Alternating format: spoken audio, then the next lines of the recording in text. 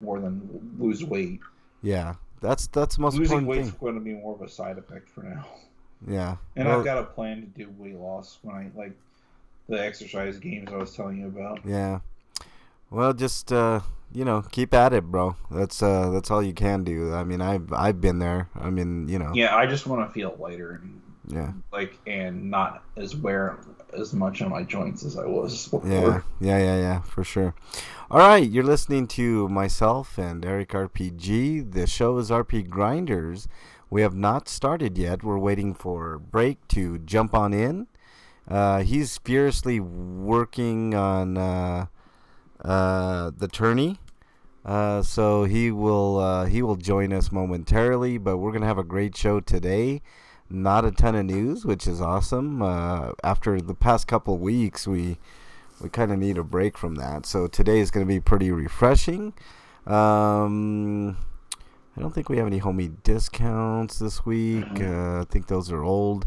I wish I was playing Detective Pikachu Returns, but I can't really buy anything until my birthday. Oh, Pikachu, how much is it? I think it's like a $50 game, which is good on Nintendo's part. They could have sold it for 60 if they wanted, but Let me look at the calendar here. I think your birthday is on my payday, Eric. it's next So week. yeah, next But Friday, you have a right? job, Not really. but you do uh, get money somehow. well, Bernie works. I mean, we have to survive, so that's how we survive. Um, How's your house plan going? Did you already get a house? I don't no, we know. got a car first because we needed a car desperately.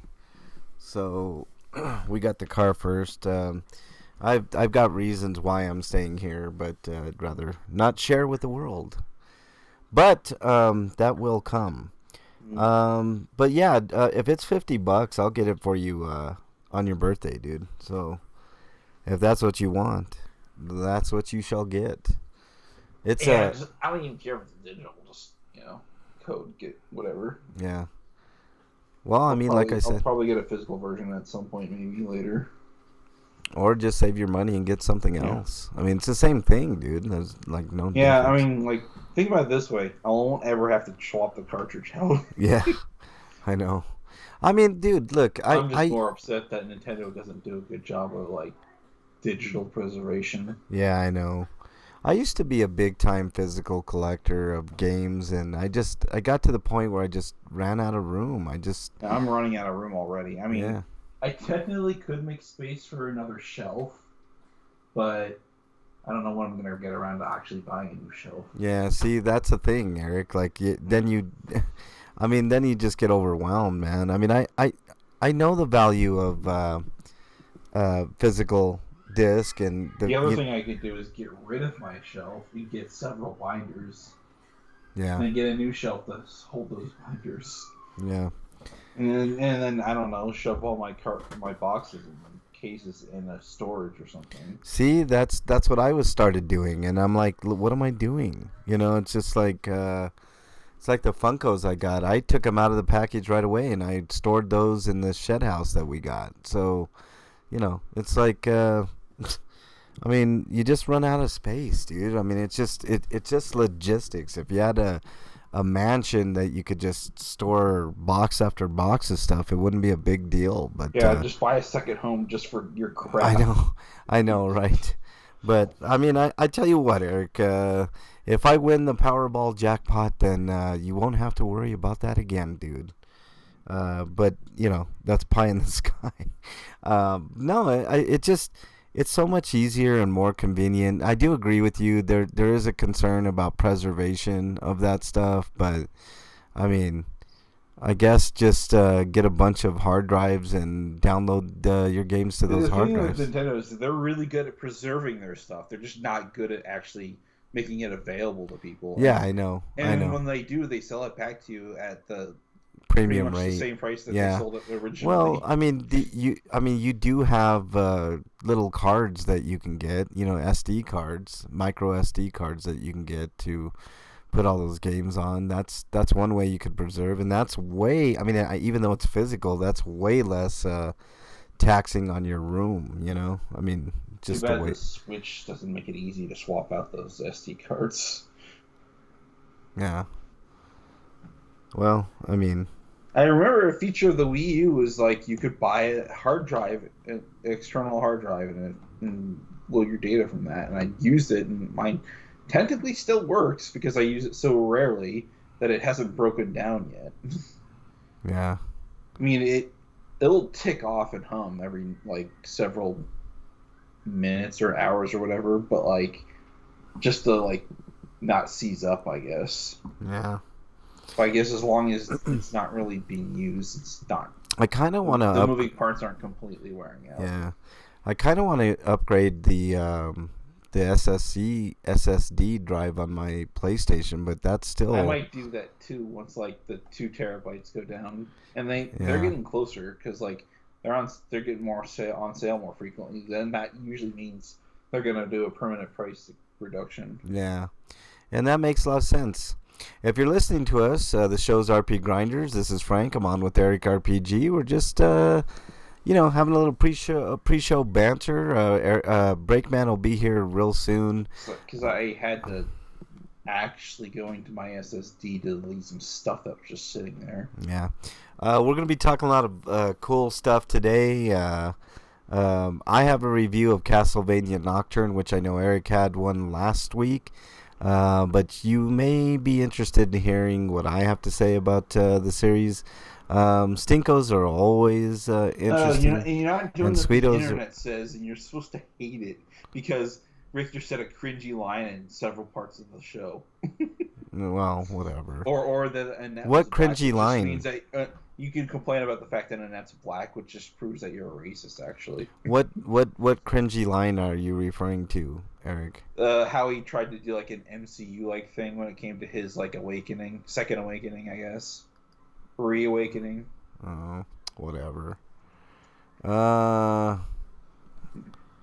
It's like I like how they referenced the old soundtrack to Rondo with the Bloodlines with his theme basically, but that was like the only time in the anime or in the show, just like before, where they did that. Well, I mean, I kind of wish they had done it a bit more. People bitch about everything, Eric. Like, I mean, if they didn't do homage to the previous games, like they would have a fucking shit fit. And now that they do it, they're having a shit fit. Still, this is why video gamers suck, Eric. You know what I'm saying? Yeah. Hey, yeah. Like I said before, it's like I really liked how they did their own thing for the story because logically it makes sense considering where the story went in the previous series. They can't really just keep bringing back Dracula. Yeah. Well, I mean, they or can, but in the capacity that those games did, at least. Yeah. Hey, Breakman, you're on. Hey, what's up? Hey, did you happen to are you doing best kills for the tourney, or do we have okay? Did you get the Exorcist, the priest at the end, kind of the suicide at the end? Yeah. No, I didn't put that in there, but I'll put it in here. Okay, and then I got another one for you. Do you have anything from Exorcist 3? Yes, I do. Okay, cool. Very good. Very good. I do have something from Exorcist 3, but I did not have the regular Exorcist. Because there's a couple of suicides I had on my list, but I didn't put them in, but now I can go ahead since I have your approval. Yeah, why There's not? one legitimate criticism that I can give to it that I actually share with the original series too, and that's the constant swearing for the sake of it. I don't mind the swearing, Eric. I know that was a criticism of the first, but I liked it. I don't know. I just gave it a do I really mature. need to hear Maria call Richter Ranker just because? Well, I mean, come on. Breakman, do you have anything from Terrifier 2 or Terrifier 1? No, I don't. I haven't seen it, so I don't know. Terrifier 1, there's a kill where Art the Clown takes a saw and cuts a woman in half. She's hanging upside down, and you can imagine right down the middle, dude. Right down the middle. So that's a good one too. There's a lot of good kills in Terrifier 2 and 3, or 1 and 2, I mean. So that's good. I'm sure you have a lot of Halloween stuff in there. Friday the 13th, Nightmare on Elm Street. What else? So there you go. Lots of good stuff. We're gonna have a great show. Go ahead. I'm trying to find out what this character's name is in this damn movie. What movie? Deadly Friend. Oh, Deadly Friend's a good movie. I haven't seen it in forever. That's a Wes Craven movie. And I think it was his first, wasn't it? One of his first? No, it was made in the 80s. One of his first was okay. Oh, my bad. Like Last House on the Left, I think was his first. But mid 80s. My bad. I thought this was like mid 70s. No, he disavowed that movie, but I don't know why. It just can't be fun. Shit. I mean, there's all kinds of great kills I could think of just off the top of my head. But did you get the one from Jason X, the cryo kill? Liquid nitrogen, yeah. Yes. All right. Beautiful. It sounds like you did a great job, dude. I mean, did you get the kill from Friday 13th Part 7, where Jason picks up a sleeping bag full of a person? Damn, that's in here. Come on, man. All right. What is this, amateur hour? Come on. All right. Let's see. There's there's there's so many Friday the 13th ones. It's almost disgusting. Well, it is disgusting, but did you get the Welcome to Prime Time bitch one and Nightmare? Yeah. Okay. What was the name of the father in Exorcist? Remember his name? Karras, Father Karras, or Karras. Yeah, Karras. Karras, I believe. Let's see what else. Okay, I got one spot left. Let's see. Did you get?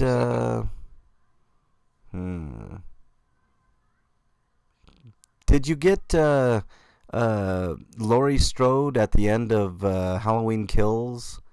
How she? I haven't seen Halloween Kills, so. She dispatched of Michael Myers in a very wicked way in a grinder. So. A meat grinder or like a. Like, one of those shredder things but they're huge and they use like that thing they used in Universal Soldier. Yeah, kind of like that. Okay. Yeah. That's a good one. I'd say that's a pretty. And that's it. I've got them all now. All right. I'll be ready. All right. Are you ready to go, Eric? Oh my God! This took me all fucking day. I know. From last night. Yeah, I told you if you needed help to get a hold of me, dude. I would. I'll be back. All right. Tell me when you're ready, Break. We're gonna have a great show. The show's RPGrinders. We got lots to talk about. We're gonna have a tourney of greatest kills of all time in horror movies. They don't even necessarily need to be horror movies, I don't think. But nonetheless, it is the month of October, so that's how we celebrate it. I know Freak 5 gave me some interesting, stuff, but I'm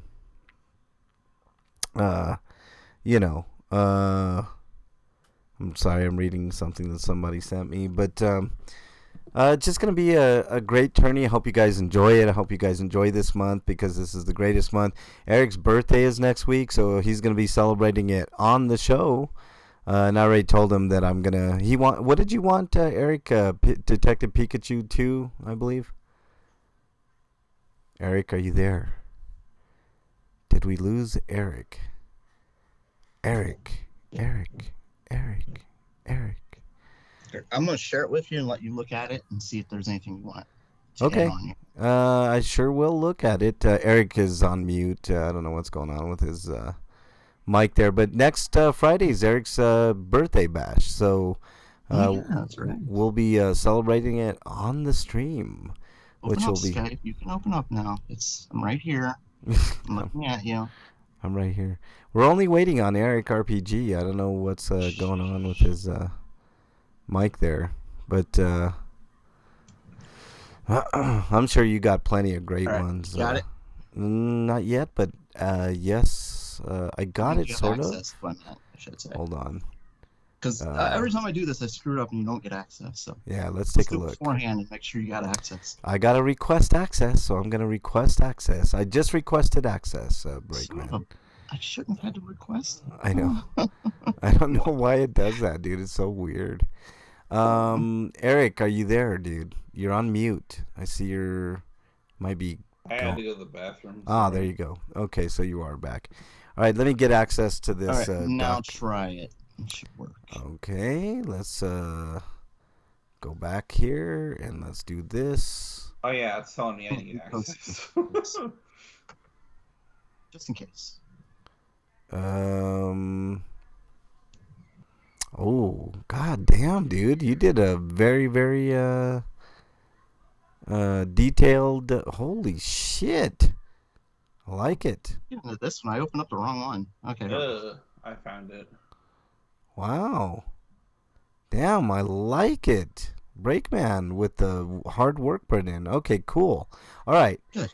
All right, beautiful. I like it, man. I mean, I'm sure that we've missed 100 of them, but you know. I know. That's like that was I know that. I don't know any of these for the most part. Well, yeah. Trying to remember. I know I've seen so many awesome kills over the year, but I wanted to make it like that somebody had to be involved with it at least. You know, like so I kind of ruled out like Final Destination, you know, because it was just like death that was kind of doing right it now. Right. No, you did great, man. It looks good. Freak 5 gave us a suggestion for attorney, but Break had it handled, and I knew Break would do a bang up job, and you won't be disappointed, Freak. Freak, welcome to chat. Nice to have you in there. You guys ready to go? Like it. You guys ready to do rock? Give me a moment. All right, I'll give you 1 moment. This is your second moment, Breakman. How dare you? We're gonna have a great show for you guys today, though. Stinkos are gonna be great. Sweetos, free for all, tourney, greatest kills in movies. So we never did that. So that's gonna be a ton of fun. I hope you guys can enjoy it all month long, all the way till I believe the last show of October for us is like the 28th. I want to say 27th. So yeah, I hope you guys enjoyed that. Lots of good stuff to talk about. I'm going to have a review of Castlevania Nocturne, and I'm going to try to make it a point to have reviews every week, obviously horror related, whether it's video game or because of my job, I didn't have the energy to actually do an audio review this week. It's okay, no worries, Eric. I fully understand. We're gonna have a ton of fun this month. It is a great month. Breakman, are you ready to go? Yeah, I'm ready. All right, what's up, Skodema? Nice to have you here. He says, "What's up, fishes?" Here we go.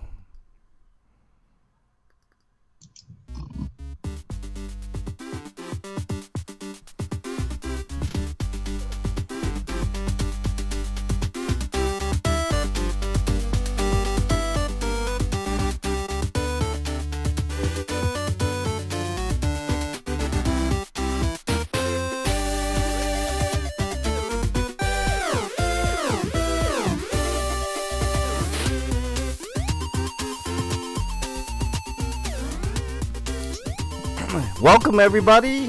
Breakman, can you give us an evil laugh real quick? Hold on. Please. Any day. Right now would be great. Evil laugh. Welcome to the first October edition of RPGrinders in the year 2023.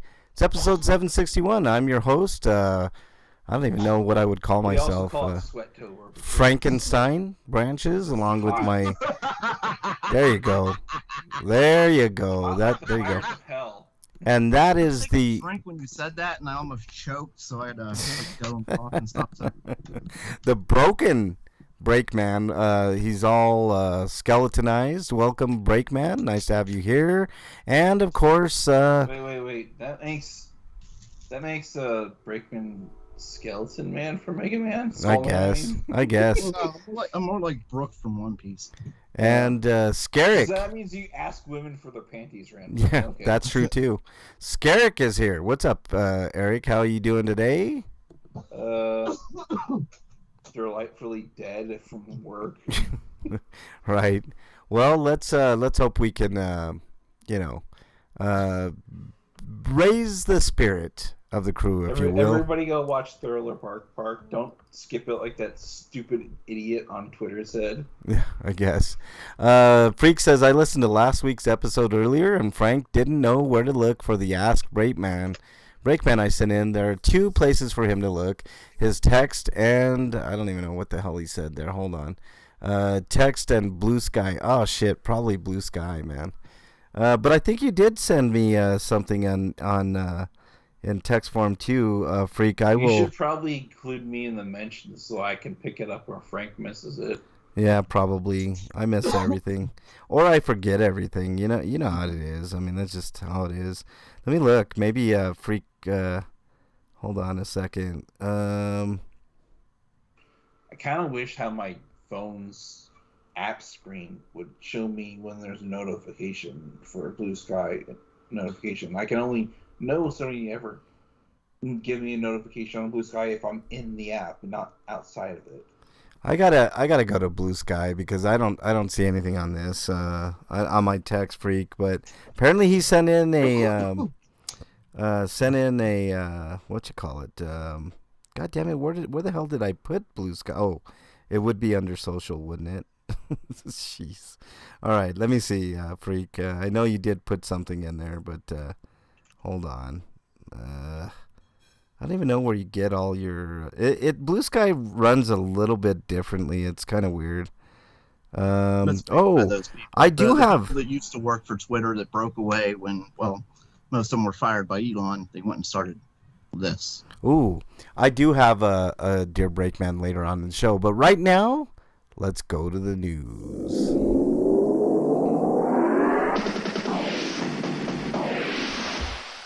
RPG News. All right, before we get to the stories, Scotum in there. He says, been playing My Hero Ultra Rumble, which is really fun, but extremely exploitable for hackers. Yeah, that really sucks. Okay. That was called My Hero Academia. But, like, I know that they can't use that license for the other video game, but I'm pretty sure that Academia is in the title of this new game. Okay. I'm looking. He said I only see one Freak 5. I mean, I don't know how to. I mean, I'm not super familiar with Blue Sky, but I do see one. I'll get to that, and then you can type into chat if you have another one for break later on. But Eric, we got a big tournament. Maybe we should save the other one for next week. Yeah, maybe we should do that. All right, Eric, let's go. We don't have a ton of news, so we could get through it all. All right, okay, Eric. Compile Heart unveils several new RPG projects, including a delivery-based RPG, a tactical Toho RPG, and a Death End Request spinoff. Todo Kero Tatakai, Calamity Angels, Toho Spell Carnival, Monogatari 4, and Death End Request Code Zion. Okay, cool. Anything else we need to know there, Eric? Okay, those are only 4 that they listed, but I guess the other ones don't have names yet. Toho Spell Carnival is a tactical RPG though, so you liked the Toho game girls and games, but you wanted a tactical RPG version of that. Now there's your chance. Scotum says it's being developed by the Sting, who made the Hyper Devotion Noir. Yeah. Why don't they just skip past all this stuff and just make a stripping game for those kids that want it? Those anime. I'm okay with that. That's all they want, to get the girls down into their panties. Stripping. Make them happy. I think the Dojin market probably already does that, and they just keep. Wait a minute, Breakman, a stripping tactical RPG. I think I'd get into tactical RPGs then. You know what I'm saying? That sounds good. And then there's Monogatari 4, which is about a magical using girl named Arl. And if you play the Puyo Puyo games, that's basically where those characters come from. Yeah. And Skodom is exiled. He's getting an early jump on the exiled title today. Breakman, what do we got next? Wrong link. Give me a second here. Coming to us live from RPG site. For the King 2 releases on November 2nd for PC. Coming out from Iron Oak Games and Curve Games. It'll be priced at $24.99 American dollars, £19.99 or €24.99. Pre-purchasing get you a 10% discount. So there you go. That's always nice. I like that. I think that's a good added touch. If you want to get it early and also save a little bit of money, I think that's a really cool thing to do. I'm looking at the trailer now. It's I don't know. It's got a unique art style, I would say. Well, apparently it has the most requested feature from the first game. It has 4-player co-op now. Yeah, so that looks good. People wanted it and they get it, so there you go. Well, that's cool. You win! Yay! It does look like a tactical RPG. So if you're into that thing, then so be it. Like a grid-based, deal. Looks kind of cool though. I mean, kind of basic, but Eric, you're exiled, you son of a bitch. Okay, next story coming to us from RPGsite.net. Astebra, or as I like to call it, Astabra, revision. Oh, okay. Well, what Eric said. Revision launches for Nintendo Switch on November 16th. And I think that's about... Oh, okay. Priced at $24.99. Side-scroller RPG, originally released for PC in October of 2022. So that's kind of cool. You were going to be able to play it on the Switch. It looks like... wow. The characters' models are kind of tiny. I wonder if that's just me looking at it weird or what. But... wow. It looks kind of cool. I don't know. Maybe it sort of reminds me of like ActRaiser in a way. I don't know. That's kind of weird. Side scrollers kind of suck, Skodoma says. This one looks okay though. I mean, Metroidvania and side scrollers are okay. What are you crying for, Break? Side scrollers, he's mean. I know, Skodoma, you're so mean. Side scrollers, screw you. Yeah, a name for a side scroll. Side scrollers are pretty fun. Depends on the side scroller. I mean, there's been a lot of shit in that genre, but there's also been some good ones for sure. All right, Eric, next story, please. Next one is Gothic 2 Complete Classic, because I don't know who was asking for this. It's coming to the Switch on November 29th. Includes a full game and add-on Night of the Raven. Yeah, I don't know who exactly was asking. $30, basically. Well, $30. I mean, they're going for a cheaper audience. So I mean, the game's worth a look for $30. I know. Breakman. It doesn't look like a 30. I mean, at least Gothic 1 and 2 are better games than Gothic 3 and 4 were. It doesn't look that great to me at all. Well, it's old as fuck now. I know. That came out in the aughts. Yeah. I mean, it's sort of like Bard's Tale. Like, Bard's Tale 1 and 2 were pretty fun. Then it just kind of, But, I don't know. Looks, if you like that sort of thing, I guess. But there you go. All right, Break. What do we got next? Yeah, you're right. It does look old. Yeah, it looks dated for sure. They should have remastered it or something. Yeah, it's just a port. Yeah. No, thank you. Coming to us live from Komatsu, Diablo 4 coming to Steam on October 17th. Oh, so a couple weeks. There you go. Yeah. Hooray! Hooray! Yay! Yeah. It wasn't on Steam to begin with. I could have swore it was. Yeah, because Activision Blizzard just runs all their games through Blizzard.net. Yeah. I was gonna say this.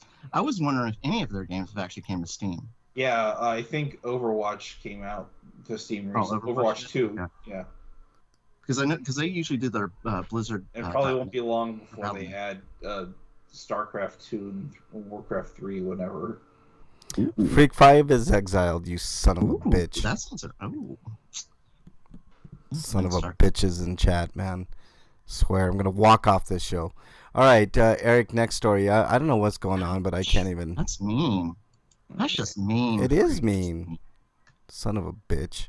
But this one's a little sad. Come on, man. Because the 3DS and the Wii U are going to definitively sunset next year in April. Because the servers for the 3DS and Wii U games are being shut down. Yeah. I thought that already happened. No, that was just the ability to purchase games on the eShop. Scotama's exiled, son of a bitch. But apparently stuff like Pokemon Bank will continue to function, and I think maybe if Capcom really wants to, they'll keep the servers to Monster Hunter Tri open as well. And as Monster Hunter 4. A lot of people. They're a third party, so they're not Nintendo, so they could do that if they want. A lot of people still playing those games for sure. All right, break to make them profit, I guess. Yeah, break. Next story, please. What story are we on now? Open world. Okay. But you'll still be able to use Street Pass because of the way Street Pass works. Because that's on a local connection. All right. Coming to us live from Gamatsu, open world action RPG Tainted Grail: The Fall of Babylon, coming to PS5, Xbox Series in Q4 2024. So this is far fucking off. Yeah. Okay. I mean, let's see. There's an early access PC launch in March 30th. Yeah. Also, Roxy seems very excited about this game. You know who Roxy is? Yeah. Like, I don't want to get excited about a game that's that far off. I know. I could still get that's also Roxy, though. She gets excited about everything. I know. Roxy. It's like it could get postponed and shit, you know? Like, as far as we've seen, a lot of games in the release dates need to be postponed because they're not done. Right. So, I'm just saying. Freak 5 is exiled, you son of a bitch. Deck Builder RPG Gordian Quest launches for Nintendo Switch on October 26th, so there you go. It's priced nicely at $19.99. This is what's going to make Break and I just say I'm not playing that. The Deck Builder RPG previously released for PC in June 2022. So there you go. If you were wondering if this was ever going to come to the Switch, well, here you go. It's called Gordian Quest. Does that mean, does it involve Gordian knots? And Breakman is exiled, you son of a bitch. Everybody's gotten exiled. You all feel better now? You feel better about yourselves? All of you guys? You do you feel better? Breakman, you feel better? Not yet. Yes, you do, you My son of a stomach bitch. should be exiled for it rebelling against me now. Yeah, son of a bitch. All right, that's the news. We got through the news fairly quick. I can't believe it. So there we go. No, any homie discounts? Either one of you guys got any homie discounts this week? Scotum was exiled, son of a bitch. I'll just mention that the Tempting Clinic bundle is still going. Okay. And guess what, Breakman? We actually have a Dear Breakman.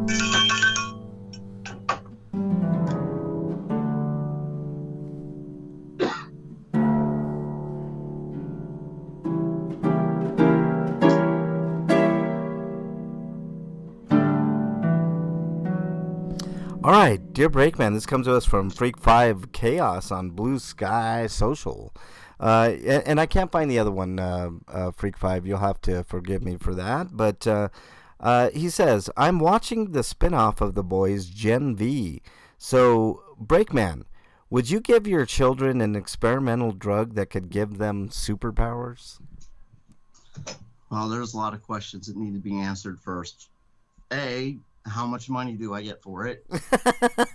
And B, why not me instead? Freak5, you son of a bitch, you're exiled what kind again. of powers? Right.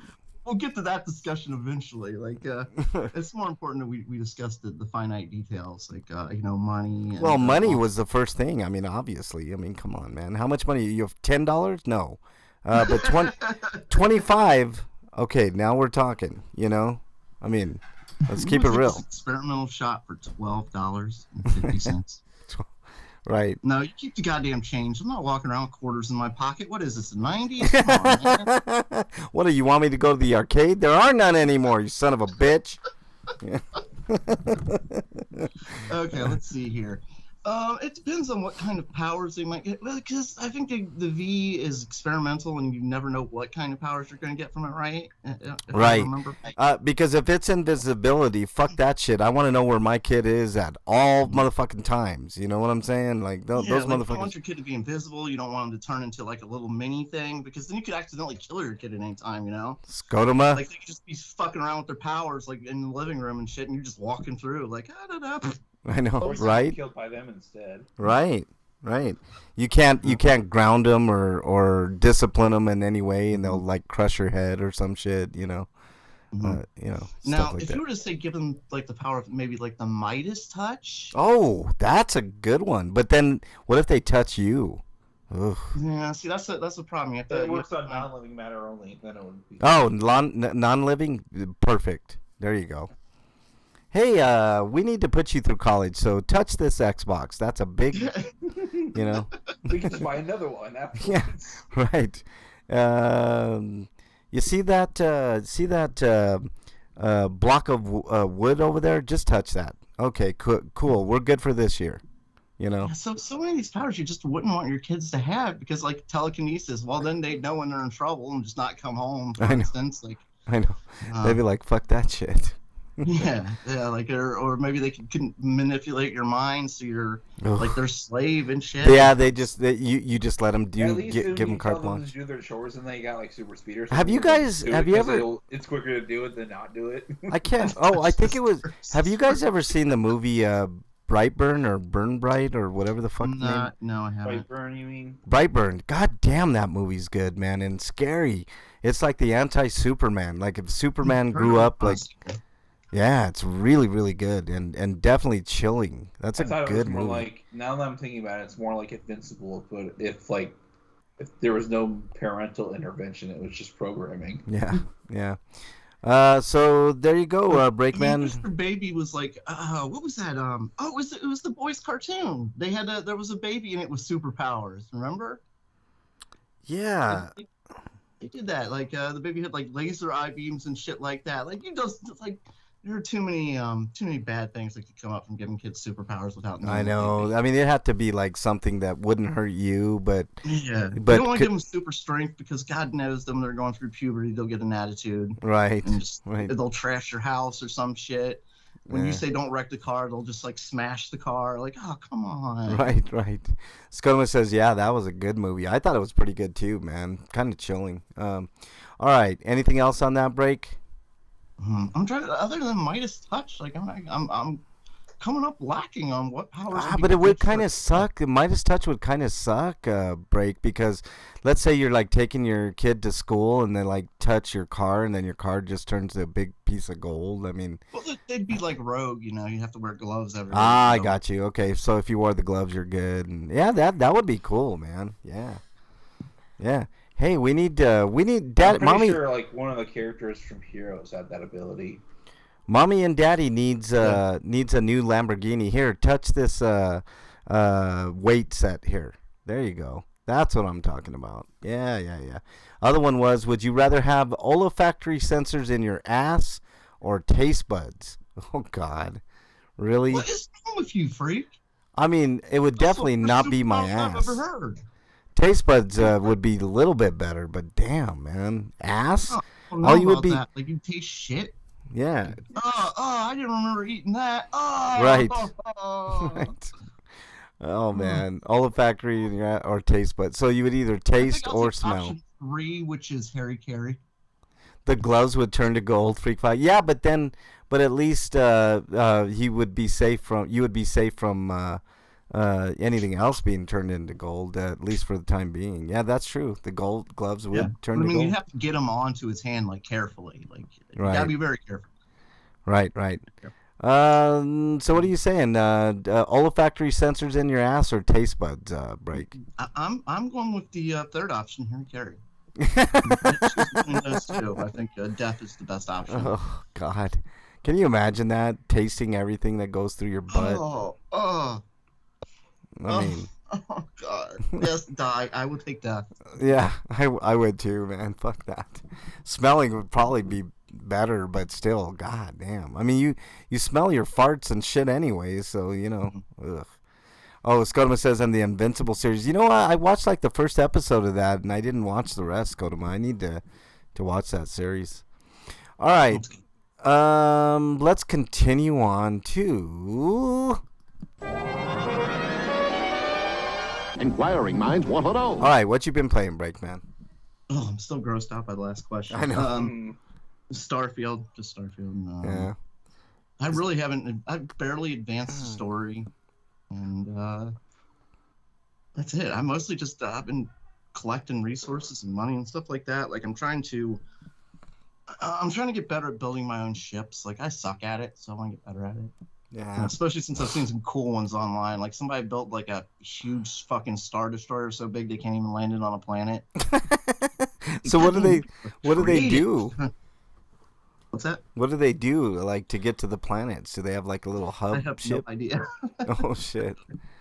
Yeah, how dare you, Freak 5, you son of a bitch. All right. Ouch. God, what is wrong with you, Freak? Freak Man, 5 that definitely is needs to be exiled, son of a cool. bitch. All right, You Eric. both of those? Damn. I know, right? What the hell is this? What is going on here? Oh, he's like... Your video died, by the way. My video died? On the stream. Video killed the radio killed the video star? I mean, it looks like it's working. Or the video killed the video star. Looks like doing okay. Well, I guess I just refreshed and it's fine now, but it went out for like a minute. Oh. Skodoma sent me something. He said, here's what Trump is up against now, and it's not pretty. It's definitely not pretty. I'll take a look at that video in a bit, Skodoma, for sure. Maybe he'll finally go to jail this time. I know. I don't know. I still, I don't think so. The rich never end up in jail, man, no matter what.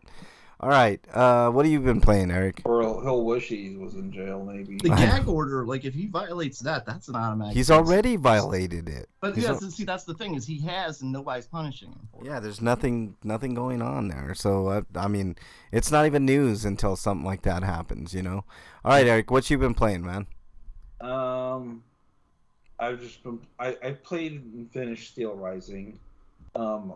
I've yet to post my thoughts on it because I haven't put up a review because I didn't get around to it this week because all the overtime I've been doing and feeling not up to it and tired afterwards. Then after that I played Thymesia, which is another Souls-like game. It's more like Sekiro because the game puts a strong emphasis on deflection, and when you deflect, you basically damage their first life bar, which you have to deplete before you can deplete their second life bar, and that's where you do the actual damage. You have to use your claws to do that at that point, and then the idea is to get that to 0 after getting the other one down. So the first life bar is really more of a... feels more like Sekiro's stamina meter. Yeah. But anyways, so that game's really, really short, and there's only like 3 areas with like sub-quest levels that take place after the first level or so. And then it's set up in a way where there's multiple endings, but like they're based on like 2 different questions you answer, and based on stuff you've done in the previous levels, you just give certain combinations of questions to get different endings. So there's no need to do a new game plus. You just go back and try something different. But other than that, I've been alternating between that and Star Ocean First Departure R because Star Ocean's second story R is coming out soon. All right. And there's a demo for that if you're curious. That game's coming out on the Switch and PlayStation, and then I think PC. But I'm probably gonna pick up the PS version for that. That's all I've really been playing though. All right. I've been playing a little more Breath of the Wild. I think I'm almost done. I think I finished the game. I gave you guys the review, but I think I'm done playing it because I've been going around aimlessly from town to town and from, person to person, and I'm just having a hard time finding the last, 6 or 7 missions or so, and I mean, I don't think it's worth it. I mean, I've done everything that I could possibly do in that game except that one hard ass fucking side quest where you have to go through like 3 phases, like easy, medium, and hard levels to get the Master Sword to its maximum potential, and whatever. What else? That's it. That's what I've been playing. So I did buy some new games. Hold on a second. I was gonna ask you guys what I should play. Let me see. Where are you at? Purchase. There we go. I bought. Weird. Mm-hmm. Sorry, guys. I unplugged my mic on accident. Oh, I did. I know. If that ever happens, it's just unplugged. Oh, I thought it was your cat or something. No. I don't have a cat. I wish I had a cat. I did get the new games, so let me give you a list of games. See what you guys think I should play first. I got the Callisto Protocol, Weird West, and the Farming Simulator, which those are the PlayStation Plus games for the month. I did end up buying Avengers. I know that everybody's memeing on that game hard, but I kind of forgot about that. $4. I mean, I got it. So and now you can't buy it. So that's it. There are retail copies, but like that's the only other way. Yeah, retail. But what else? Pathfinder. I got that game. I got Alan Wake, which I believe was a PlayStation Plus game, the remastered version. But there was some stuff that I bought. Hold on. Purchase date. Yeah, there we go. Okay. I'm trying to find the non-PlayStation Plus games that I bought. Let's see here. Let's see. Pillars of Eternity 1 and 2, Code Vein, and Steam World Dig 1 and 2. So of those games, and I have some more, but didn't you already play Steam World Dig? I just touched on it, Eric. I didn't play through them. Go back to it. Yeah, I should go back to it. They look fun. So that's what you're suggesting, Eric. What do you think? Break between the games? You play both of them because they're kind of short games. Yeah. I think he's right. If they're short games, then I suggest that after you've been playing Breath of the Wild for so long. But it would be a nice change of pace, to do that. Yeah. If that third power could only be used once, how does he know that he has that power, and still he's alive? I don't know what you're talking about, Freak 5.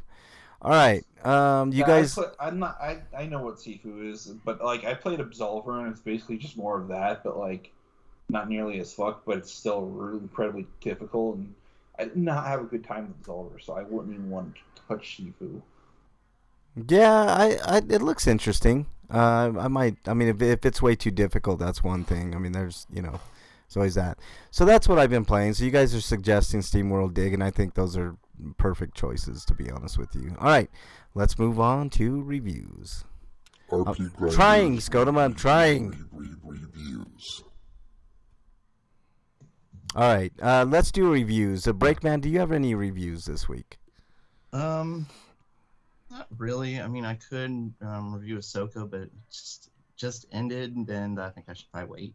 All right, Eric, you want to go with yours? I need to watch that, but I also need to go through Clone Wars and Rebels at least first. Yeah. All right. You definitely have to watch Rebels because this is essentially the 4th season of Rebels. Okay. All right. Eric, your reviews. What do you got reviews? Yeah, I watched the 2 Adventure Time miniseries that take place chronologically after Adventure Time. To Distant Lands and Fiona and Cake. All right. Which one do you want first? Distant Lands. Okay. Distant Lands is actually just 4 short episodes that are basically should be viewed as the epilogue to Adventure Time. It takes place like the first one's actually an origin story for BMO, so that was fun. And then the other 3 episodes are more like epilogues, because the second episode is actually a closer for Finn and Jake, happening years later, and it's actually about them being in the underworld because everybody dies eventually. And the third episode, trying to remember what the third one was, but I know that the last episode was about the magic school in the Wizard Kingdom or whatever it was called. That's basically showing us like at least 30 years later. Damn, I never seen even one episode of that Adventure Time. And then so I liked all those, and that was fine. So I'm gonna give that an 8.5. All right. Then there's Fiona and Cake, which is probably going to only ever have one season because the ending of the show is very definitive. But I could see them doing like a new series based on where the ending of that show landed, and them just having it be like a slice of life show or something. But Fiona Cake is really about like, it's more of a closure to Simon's story than it is about Fiona, because the whole point of the show is that there was a world that this character called the Wishmaster made, and he basically violated the law by doing that because he made it unauthorized, because they're not allowed to make wishes for themselves, which was to create his own universe. And so he just put that into the Ice King's head, and Fiona Cake end up coming into the land of Oo, and then someone's tracking him down, trying to erase that reality that it shouldn't exist, and them trying to fight for their existence. And they go through a couple different multiverses of the series. You get to see alternate versions of characters, and that was fun. So I'm going to give this about the same score. All right. Sounds pretty good. Sounds like fitting end to the series on Distant Lands, and a nice little spin-off, one season spin-off. That's what it sounds like to me. So that's very good. Skodoma says, damn, don't itch your eye after eating spicy snacks. I heard a dog. Is that Ray's dog? Probably. I can't find the eye drops. Damn, Skodoma, that sucks, dude. Water. Just put lots of water. Or just put soap directly in your eye. That'll work too. No, I'm kidding. Mrs. Freak made biscuits and gravy for dinner. That sounds good. Well, speaking of spin-offs, Eric, I know you reviewed Castlevania Nocturne last week, and I had a chance this week to watch it. Break, have you watched Castlevania Nocturne at all? Did we lose Break? I think he's taking care of like dog or cat problem. Yeah, he might have a fur problem. Yeah. I watched Castlevania Nocturne with very, very low expectations because I did not expect it to live up to what the other series was. The other series was, in my mind, one of the greatest animated series of all time. And I gotta tell you guys, Castlevania Nocturne just beat all of my expectations by a bunch. Like, it was crazy how good that first season was. I think it's completely different. There are ties to the first series, but it's not. It's just a completely different series. There was a lot of action, a lot of gore, but they weave a story in this one that is so beautiful. That's the best way that I can say. And I don't know the names of all the characters, Eric, so maybe you can help me. There was an African American woman and an African American guy, and I think they met by he kind of like took her under his wing when they were slaves or something. Talking about Annette and Oscar, right? Yeah. The really good singer. Annette wasn't really a character in the original series because she was set up as more as a damsel of distress. In fact, in Rondo of Blood, she's an optional character you can rescue because whether or not you rescue her doesn't have an impact on the ending, and it does in the remake. I understand, but they did even then, it's still a damsel in distress character. Yeah, sort of. She's a badass, anyways, Eric. No, I'm saying in the original game, she wasn't even anything like that. Right. They made her something actual. Right. Well, Freak5 says, this morning I took some Halloween stickers to work and shared them with my coworkers. I asked my new team lead if he wanted a sticker. He asked, does it say, I pooped today? That's awesome. Look, there is one episode in this season that I thought was immaculate. I don't know if you guys remember me talking about Monument of the first season. It was the last episode of the short first season of Castlevania, the original series, where I thought it was just... You can't even really call it a season because it's more of the pilot. Well, whatever. The pilot. It doesn't matter. It's episode 4. First season is what they're calling it, so I'm going to call it first season, episode 4. It's called Monument. It's one of the greatest episodes of any anime, in my opinion, I've ever seen. And there's an episode in the first season of Nocturne that I can put right on that pedestal with it. It's the one where it's in the middle somewhere. I think it's like either 4 or 5. Where what's his name? Eric, the guy that gets turned into a monster and he still holds on to some of his humanity. Oscar, who's the original character, by the way.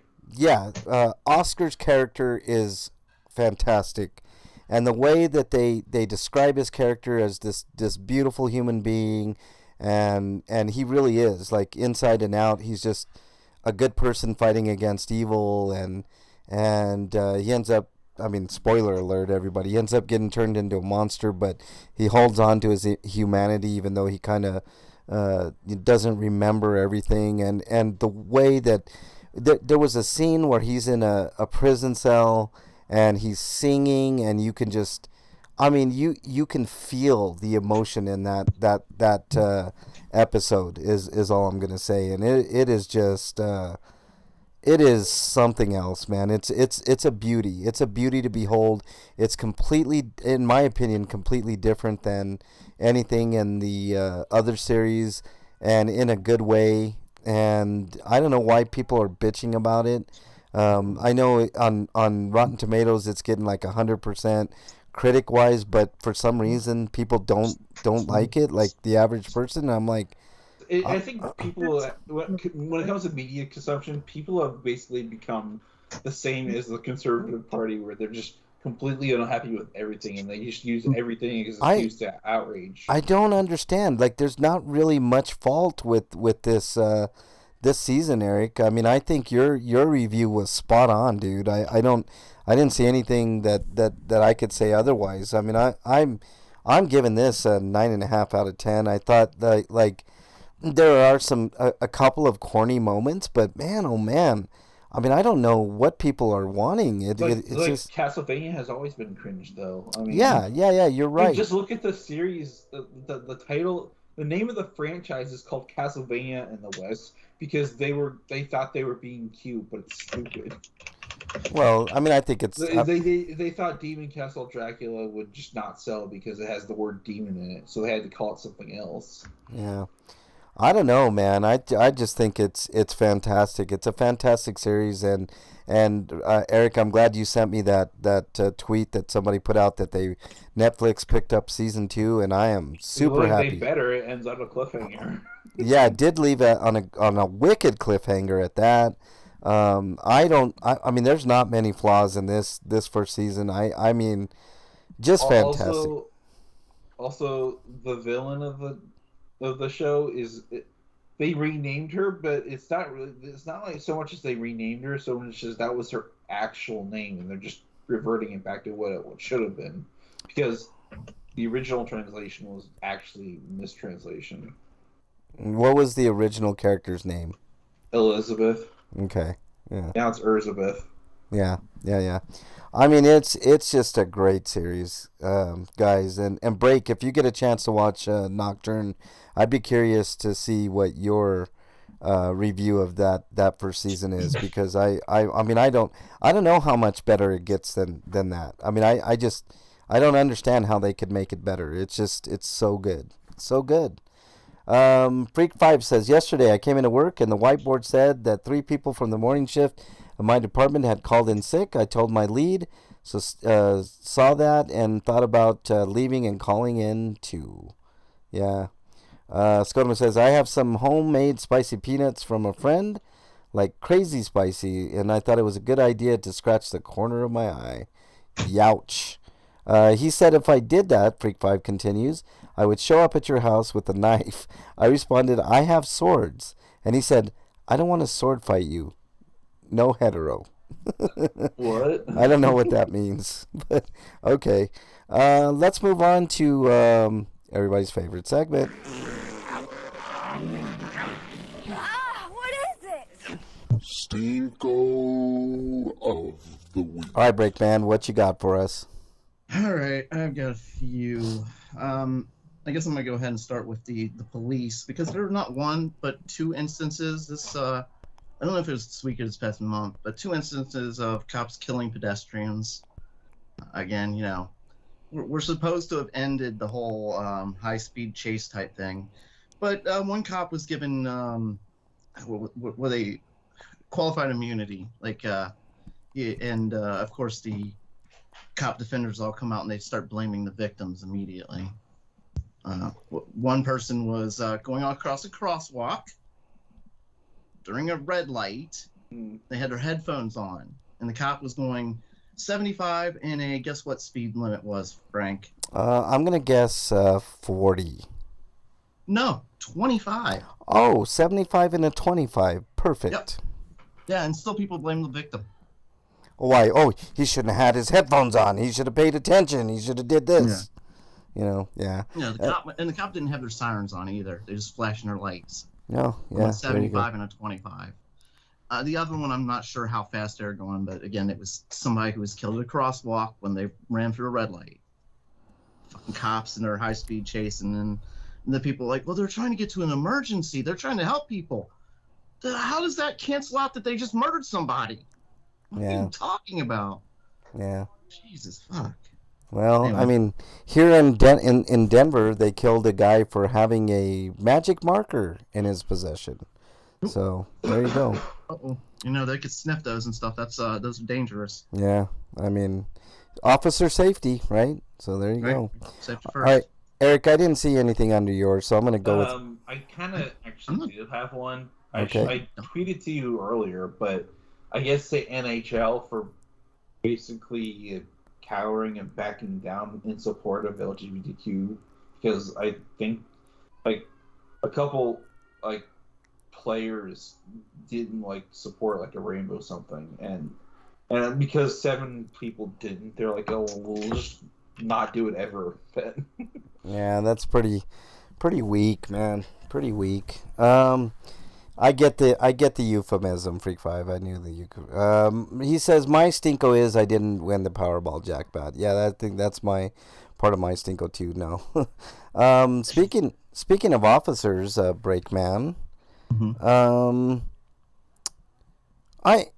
Mine doesn't rise to the level of murder, but if you can't even do things at the local level, at the smallest, like, form of human decency, then of course you have to expect that these people are going to go on to do nefarious things like kill people, Breakman. And what I mean by that is I've had a couple of interactions with officers while I'm cop watching and, reporting news and stuff.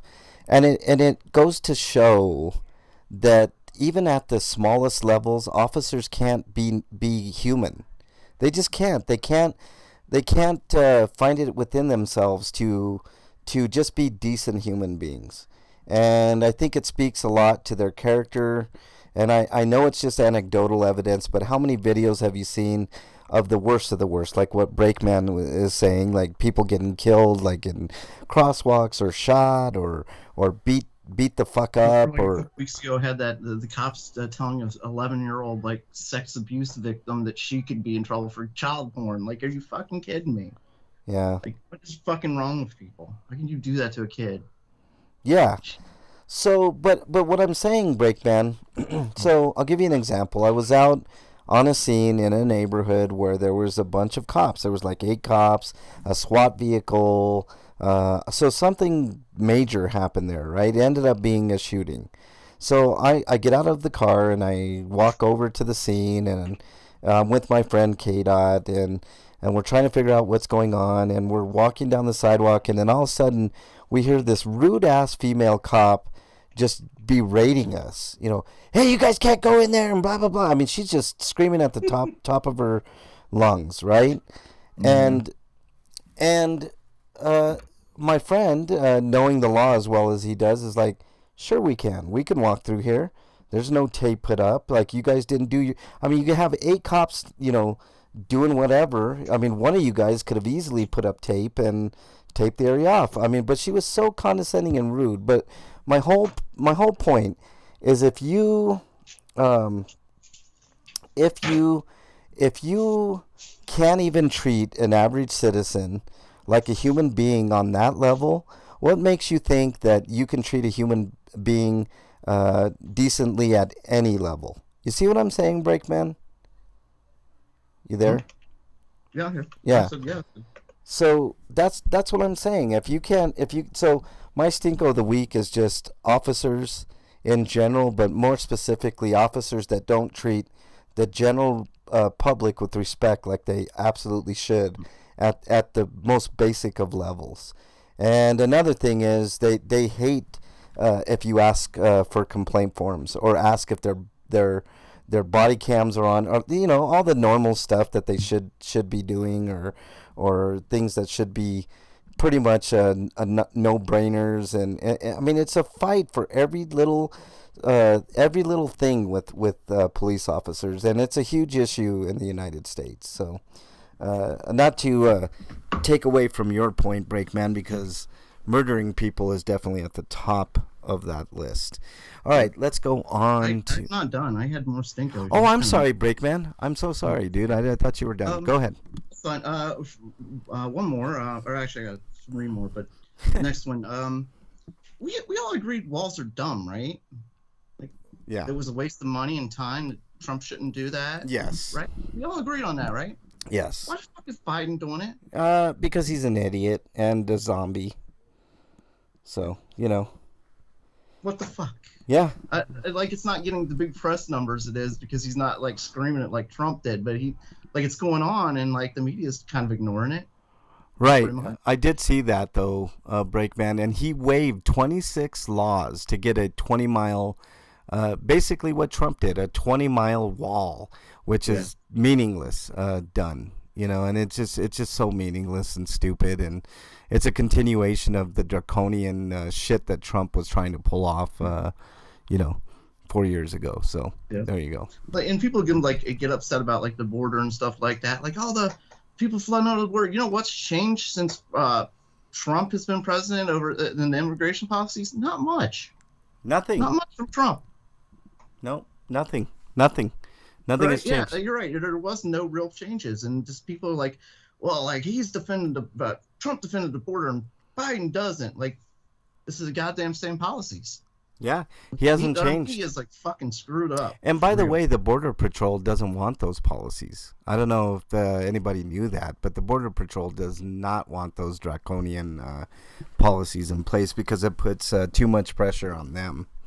So, All right, okay. What else you got, Brady? My other stinkos goes back again to the Ohio Republicans who still find ways to fuck everything up completely. Frank LaRose, who is supposed to be the nonpartisan election integrity man, has moved his office into... I talked about how he was moving it, and he combined it with his political running office, which he's apparently lost half the staff at the office because they don't want to work for him. as they were, their job was to be politically neutral and work in elections. Frank came in and he's decided we're going all full right wing and we are supporting my Senate bid. So he's turned the whole office, the election integrity office, into his Senate bid. Does that surprise you, Breakman? Does that surprise you in any shape, form, or fashion? No, it's sickening to watch. And speaking of sickening, Mike DeSwine, he earlier in the year passed a law. He got this law championed in where he wanted to take over the school district and stuff like that. And he just fired everybody, like the administrators. And he's taken over on a certain date. And the administrator's like, whoa, this is fucking wrong. People voted for us. We didn't vote for him. Like people didn't vote for Mike DeWine to run the schools. They voted for these people. Right. So they sued him, and there's laws, in fact, injunctions were put in to stop them. I believe the date was October 20th. Well, this week, Mike DeWine, because the date of all the firings kicked in, he said, well, we don't have any people working it, so we have a crisis. I have to fill this. So the crisis he created, he used as an excuse to break the law. Man, oh man. He took over. He just went because over the school board. He wouldn't be able to appoint anybody or anything of that nature. I'm just gonna be on the board. There you go. Scottum says he just completely took over, and it's against the law again.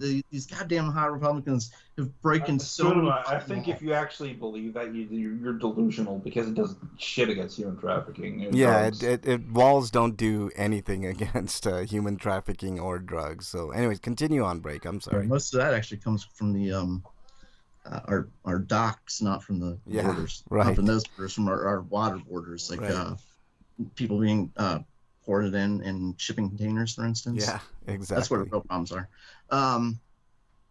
But yeah, like we've had laws against. They created some of these laws that they're violating. That's what's really infuriating. But I mean, that's not what's really infuriating. They're just breaking these laws. They don't care whatsoever. Breaking laws, violating the Constitution, and nobody's doing anything. If you're rich, Breakman, you can break almost any law. It's been proven time and time again. You can, I mean, other than somebody catching you red-handed, like murdering somebody on the street. I mean, and if you have enough money, you can even get away with that. Look at O.J. Simpson. Look at plenty of people. There was just this Murtaugh guy. I was really surprised they were giving him the screws because he had tons of money. You know, I was like, wow, they're finally. The only time they punch rich people is when they screw other rich people. That is true. So that's I don't know, man. It's infuriating. We're just sitting back and watching because we can't do anything, but wait till the next election and hope we can, get some votes in and stuff like that. But they're gerrymandering the state so bad, it's going to be harder to win. And and even if we do win, like they've said that they're going to, well, if you guys pass that stupid marijuana law, we're going to veto it. Like, what the fuck? Right. Like, I mean, the voters. I thought you guys represented the voters. That's not representation. It's funny. Marijuana is funny, right? Like Colorado has passed it. Our crime rate has gone down. I mean, it is. You want to talk about draconian? Still having that on this, was it the Schedule 2 drugs and all that shit? I mean, it's fucking ridiculous. Just decriminalize it, period. Let people grow as much as they want. Let them smoke as much as they want. Let them sell it. Let them do it. But they won't do that because then they won't get taxes on it, right? Yeah. So, Mrs. Breakman just walked away saying that, well, they need the money, though. Money. That's what it's all about. Exactly. It's all about is money. Money, right. It always comes down to money.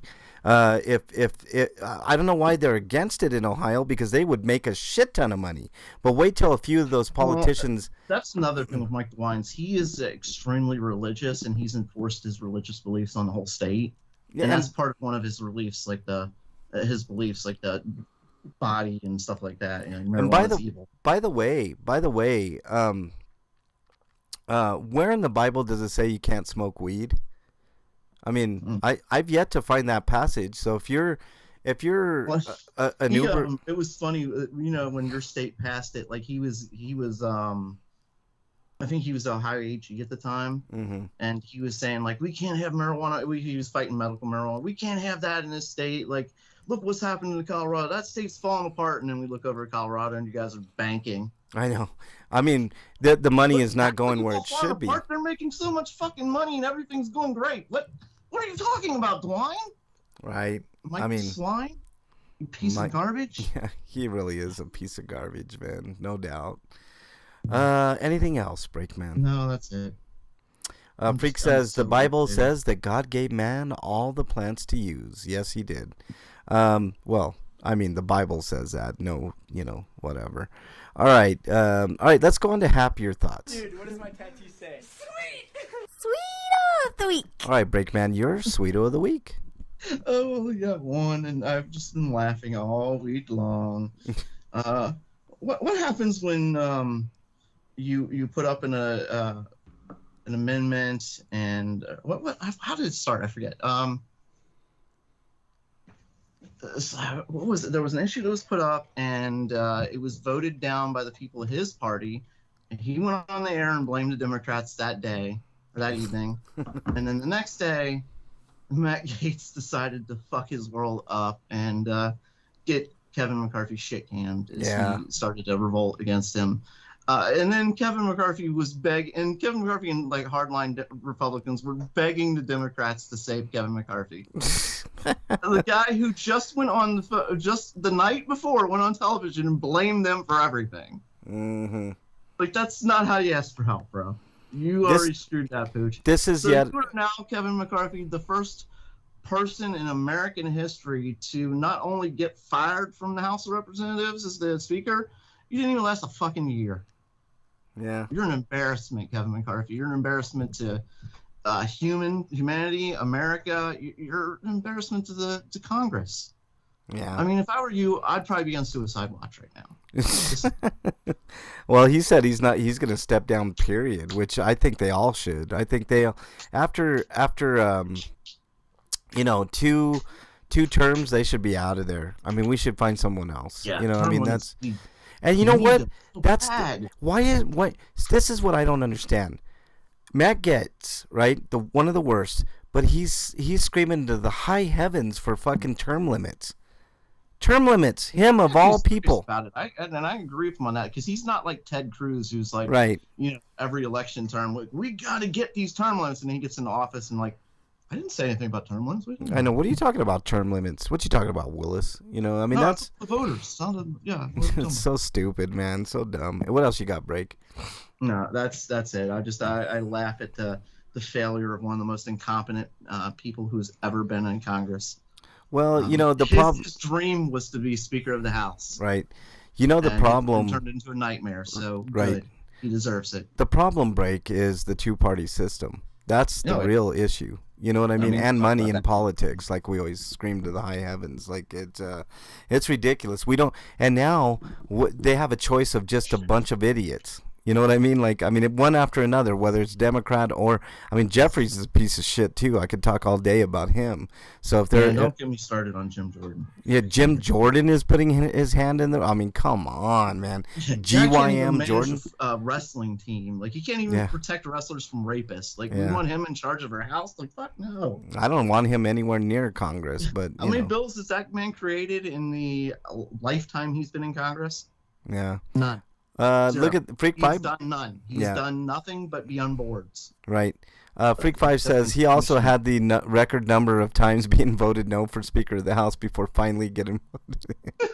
I know, man. That's his legacy, Freak 5. It's. That was his dream. He wanted to be Speaker of the House. Like, he was dreaming of it, and it turned into a fucking nightmare. Like, you're the Speaker, and now you're not. Yep. Right.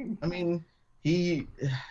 On January 6th, like, he was one of the people that screamed, like, Trump is guilty. Like, we've got to do something about him. And the next day, like, he went to Trump's, like, Mar-a-Lago, and he came out saying, like, Trump's greatest. Like, this isn't his fault. And this is Nancy Pelosi's fault. And we're like, what? Like, wait, so Nancy Pelosi's suddenly more powerful than the president? I know. I know. All right, Eric, I didn't see any Sweetos on yours. Did you have any Sweetos? I don't know about me, but like I did tweet the break that like Redfall is getting an update that basically fixes most of the problems people had with it. Not all of the problems, because I think you saw Crashing it. into boss is a big problem. You mean they made a completely different game and are going to patch it with that? No, not really. Oh. They added 60 FPS because I don't know why I didn't have it in the first place, but now you can. Okay. But some technical fixes, like now you can do stealth kills if you want, which is a gameplay improvement that should have been there though. Yeah. Don't worry, Freak 5. Biden's one step away from the grave, dude. He's like looking like worse and worse every day, man. He'll be he was just talking about like the impeachment. Like it's an embarrassment. Like they had all these witnesses but the three main witnesses and what's her name just was like, oh, I've just got a question for you guys. Did Biden do anything? And they're like, no. Is there anything you can prove? No. I know, they're like basic questions to ask, you know, and it's like they have nothing. I mean, you know, there's no evidence. Even the Republicans' main witnesses are like, we don't have anything. Yeah, you know, one of the worst guys in Congress is that Comer guy. He's such a doofus, man. I've seen him on Fox and I've seen him on other like CNN and other places, and he never has anything to say. And they ask him the question. I mean, simple question. Like, do you have the evidence? Well, we don't now, but we're looking into it. It's like, dude, come on. Either you got something or you don't. Fuck out of here. Investigation, like you're having a trial essentially. You've skipped the investigation part and added it. By the way, and you think we're not stupid. You think we're stupid and don't notice. And by the way, if they had something on Biden, I would be all for impeachment. Get him fuck out of there. Fucking lootly. Get him out. Like, and that's what I say with these Trump supporters. Well, the people are saying like, we gotta take Biden down, like impeach Biden. Well, what'd you say about Trump? Mm-hmm. Nothing. Mm-hmm. Oh, so you don't think Trump was guilty, but you think Biden's guilty? We don't have any evidence on one, and we got a shit ton of evidence on the other. Did you see when idiots acknowledge that Trump is a fucking criminal? I'm not gonna fucking listen to anything else you say, pretty much. Right. Real quickly, did you see Trump? Did you see Trump say, "I'm stuck here," and then immediately get on his plane to go to Mar-a-Lago? Like he lies about everything. It was so like, fucking funny. Blatantly lies. Yeah. Did you see what he did like a couple months ago? Like he was in town and he was at a restaurant and he's like, "Food for everybody," and then he walked out without paying for anything. Yeah. Okay. Well, from something that we don't like to something that we really like, October is here, guys. And my sweeto is, I put up a lot of decorations already. You know, it's just, 'tis the season for all of us to enjoy all that is horror and Halloween and all that fun stuff. So I'm really enjoying the weather, the atmosphere. It's just such a great time of year, guys. And by the way, our good friend Scarrick, aka Eric RPG, birthday is next Friday. So next week will be a full celebration of Eric and all his endeavors. But anyways, let's move on to the free for all this week. It's a free for all.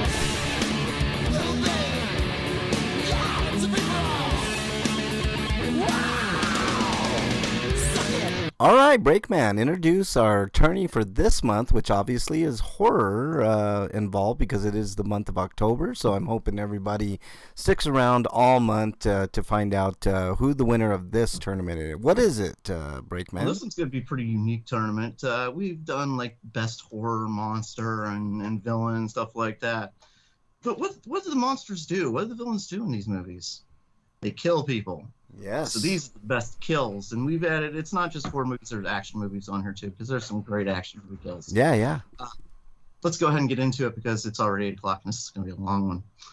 We're going to go ahead and start out with one of the biggest kills in horror movie history: Freddy Krueger with a television and a little girl who's welcome to prime time now, bitch. I believe it's the phrase. Welcome to prime time, bitch. Is the welcome line? To prime time, and bitch, and yes. little fact here. It's the only line that Robert Englund improvised in the entire Nightmare on Elm Street series. So there you go. And after that line, they started writing him as more humorous too. Yeah. Like, that line was such a big thing that the character became more of a jokester after that movie. Yeah. Freak5 says, I sent this to Frank a couple days ago. I was listening to Jack's Lament from Nightmare Revisited. The line was, I am Jack, the Pumpkin King. The thought popped into my head, Jack the Blumpkin King. Oh, man. Scotama, that's not... I mean, text messages, emails, and bank accounts from what? Hunter Biden? Throw him away. Lock the key. Take the key. That's all circumstantial evidence. Yeah. Like, Hunter Biden has the same fucking address as his dad. I know. Like, I know. There's nothing there, man. Until you see, like, we've got here's. And I'm not a Biden fan. Money, you have nothing. Yeah, I'm not a Biden fan, by the way, at all. Yeah, we're not like. Yeah, exactly. We've talked many times about not liking Biden. All right. Like, one of my stickers was specific. There's many liberals I hate just because they're more neoliberal than they are liberal. Yeah. All right, let's continue on. What's the next kill, Break? So anyway, Kruger with a television is going to go up against an entire fucking town who burned a man alive in a giant wicker basket. Oh, you're talking about the Wicker While they Man. sung hymns and celebrated his life. Oh, that's the Wicker Man. You're talking Wicker Man from like 1970 something, You can start right? this out, Frank, because you are the expert when it comes to horror movies. Yes, it's gonna be Freddy Krueger with the woman, and he grabs her and he puts her into the TV because it is iconic. But I do love that kill in Wicker Man, Breakman. It is one of the most shocking kills in cinematic history and one of the greatest twists in cinematic history. So, but that being said, Freddy Krueger with TV, classic. Got to go with Freddy Krueger. Eric? I haven't seen either of these, but I'm going to hear a lot from you today. but it sounds like there's a slow build up to the Wicker Yes, yes. Yeah. Yeah, And the whole... people go for more visceral, so I'm going for the visceral thing. So you're going for the Freddy Krueger then? Yeah. Okay, well, the whole setup of the Wicker Man is he's this devout Christian who goes to this town to study this religious cult and stuff like that. And at the end of the movie, basically you find out that they sacrifice a virgin, or he finds out that they sacrifice virgins to give their crop plentiful, whatever that shit is, something like that. And then at the end, he realizes that a little too late that he is the virgin they're going to sacrifice. Yeah, I thought he was a detective looking for... He was something like that, but he was a devout Christian and he was a virgin. So he was the virgin that was sacrificed at the end of the movie. Freddy Krueger moves on, though, because, that was... How they find out that he's a virgin, though? I think he talked about it. I'm pretty sure. Didn't they, try to seduce him at some points in the movie? Yes, they did. What else we got? Next, we have Daryl Revick. So people who don't know that name, he is one of the Scanners from Scanners, who makes heads explode with his mind. Ooh, I'm very familiar with that. Yeah. Predator, and I tried to pick one. I think probably his best kill is the one where he gutted Carl Weathers. Chopping his arm off. Yes. He's holding him up in the air right in front of him. That's kind of just a badass scene. So Eric, you get to start. Is it going to be an exploding head or a claw to the gut? I'm going with the Predator. Ooh. There's plenty of exploding heads I've seen. None of them impressed me. Ooh. I just like the brutality of the Predator with clawing. Yeah. See, this one's a hard one because that was really like the first head explosion, I think. But yeah, that's so iconic with him. Like, he's just standing there with his claw out, and Carl Weathers has got the gun in one hand and just kind of limp in his arms. I'm gonna go Predator. What about you, Frank? You guys are both wrong, man. That Scanner. I've never seen Scanners. So oh God, you got to watch the first one. The rest of them are junk, but the first one was really awesome. And it was a great iconic kill. I'm surprised. I'm really surprised that Predator went on, but it's a great kill as well. There were some more exploding heads in this, though. So yeah, well, none as good as that one. But let's continue. Yeah, you might be right, but I love that it feels so iconic with him just standing there. I know that's a great kill too.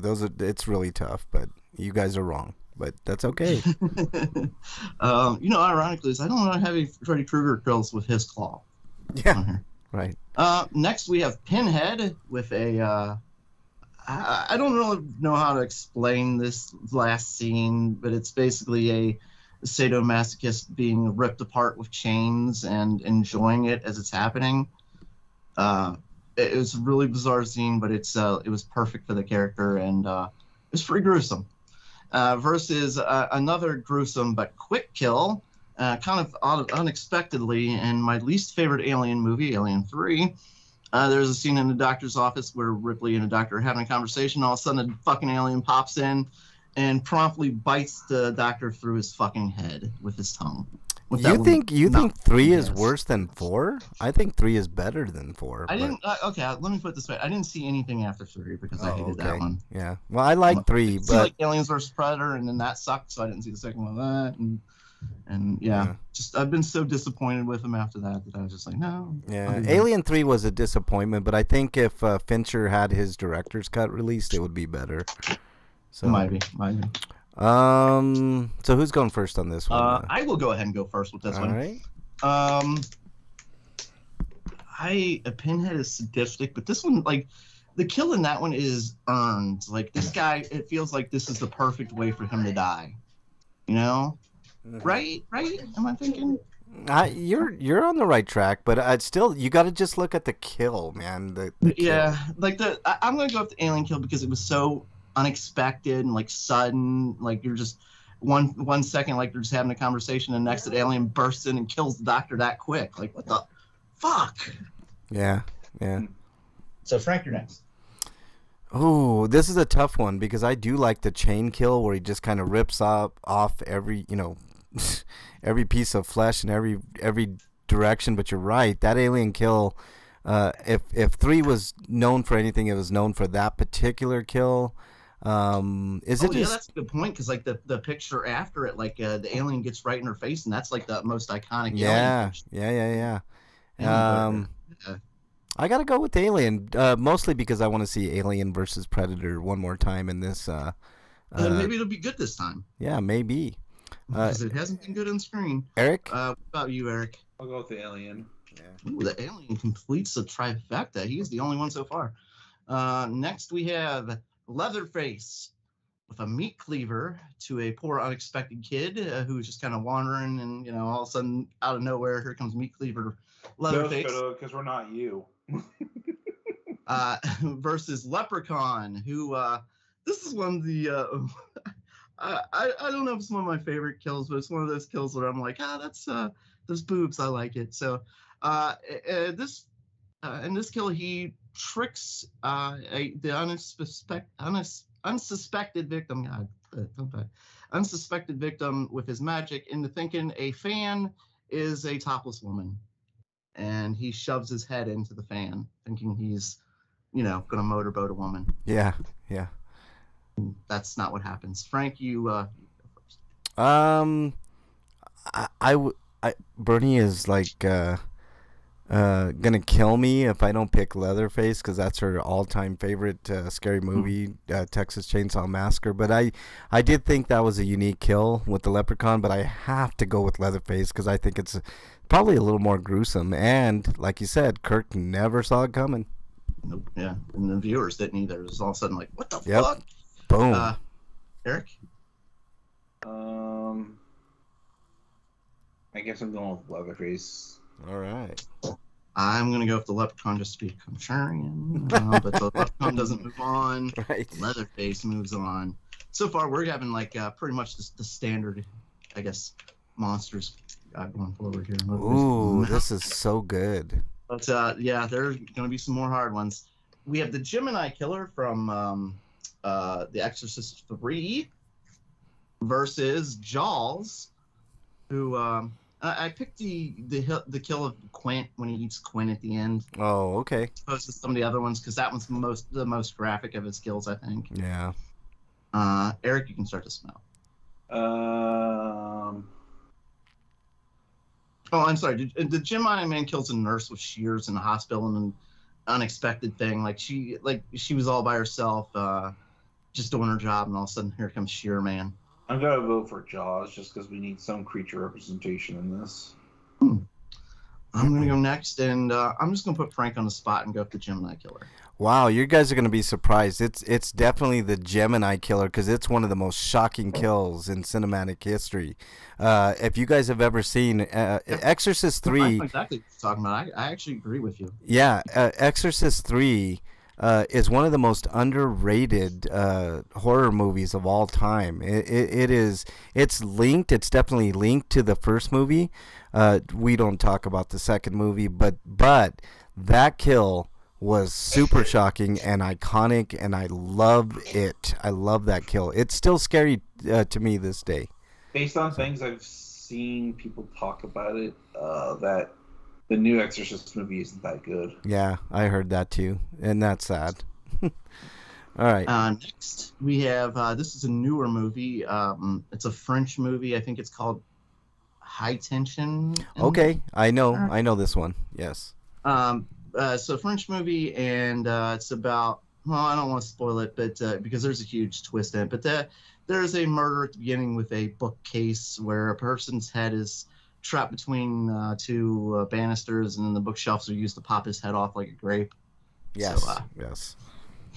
So that versus a kind of a nice juxtaposition as the insane Patrick from American Psycho dancing around in parties to Huey Lewis as he murders his friend. Yeah, as he's also describing Phil Collins' Susu Studio as well. Right, yeah. Yes. Like he's talking about these awesome pop songs as he's killing his friend. Yes. I think it's your turn, Frank. You know what? I got to go with Patrick because it was like you said, it was such a juxtaposition and so funny to hear him talk about Phil Collins and how Susu Studio was like. I forget how he phrased it, but it was something like, that's one of his best albums, but you wouldn't he just kept on and on, and then he killed with an axe, and it was awesome. There's a better kill where a woman escapes from him and he drops a that might be on here, Frank. Oh, it might be on here. Never mind. But I'm still gonna go with Patrick and Huey Lewis and the news and the axe. Eric? I might as well go with that because bookshelf kills where insanity is the reason why you were able to become super strong is just stupid. Yeah. I don't know if she's like super strong or something. It's just the whole. Well, you can't really. We forced it to happen because we wanted to kill. Yeah. Yeah. Like the stories doesn't make that much sense in it because you see it as somebody else as the killer, but it turns out somebody who doesn't look at all like the killer was pictured. Anyway, so Patrick is going to go ahead and move on. I was actually going to vote for Patrick too because that's, like I said, he's talking about Huey Lewis and Phil Collins. Like, yeah, what could be more awesome than that? Dan, like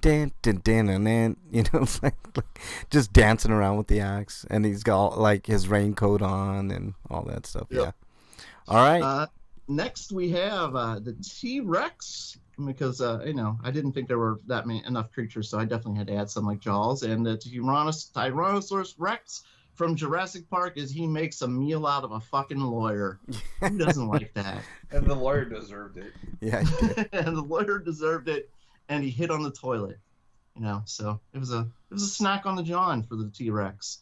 I'm gonna go ahead and find a little poo in his food.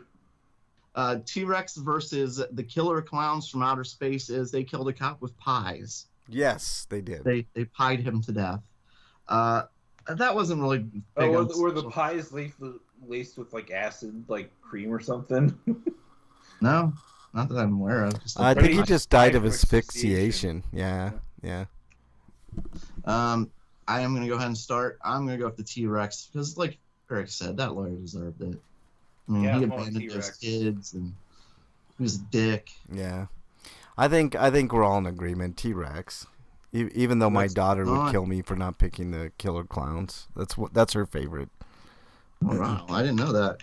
Yeah, that's an obscure one. Still her favorite. Yeah. Well, I haven't talked to her in a bit, but yeah.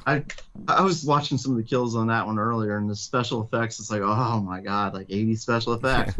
So fun though, man. That's a great movie. But Oh yeah, there are definitely some funny aspects to it, and that's why the Killer Clowns appear again on this list. Next we have, and this is the final of the first bracket, Pennywise the Clown and his first meeting with little Georgie versus, and you can actually use either one. I'm using the newest one because it's way more horrifying. Yeah, the new one's better, way better. Versus Chucky in the second, I believe it's Chucky number 2 with an air pump to an old bitch. Yeah, this is another one of those where the person deserved it who was getting killed, but yeah, this was an air pump, and he at one point like jumping on it to inflate her. Yeah. Eric, you start this one. I'm gonna go with Pennywise. I gotta go with Pennywise too. This is just a great kill. Yeah, I think I agree, man. That is a great kill. He like chomps his arm off, and then Georgie's kind of crawling away, and then he uses his long elongated arm to grab him and pull him under. It's wicked, man, for sure. I'm like, you ain't going nowhere, motherfucker. Yeah. All right, what do we got and next? that might be the only kid death on here too, actually. Next we have Jason Voorhees with a sleeping bag in a tree, and one of the most iconic kills in horror history, versus Michael Myers in his first ever kill, which for people who don't know is him as a little kid in first person perspective murdering his sister. You do see side boob in that one too, so that's a point for their Breakman. I don't know if you remember watching it. It's been a while. Yeah. I just remember him as putting on the mask, and then she was nude. At the end. She was nude from the way she just had panties on, and you could definitely see some boobs, some side boobage. So ooh, I'm gonna have to go back and watch. Yeah. Eric, you can start this one. I'm gonna go vote for the sleeping bag.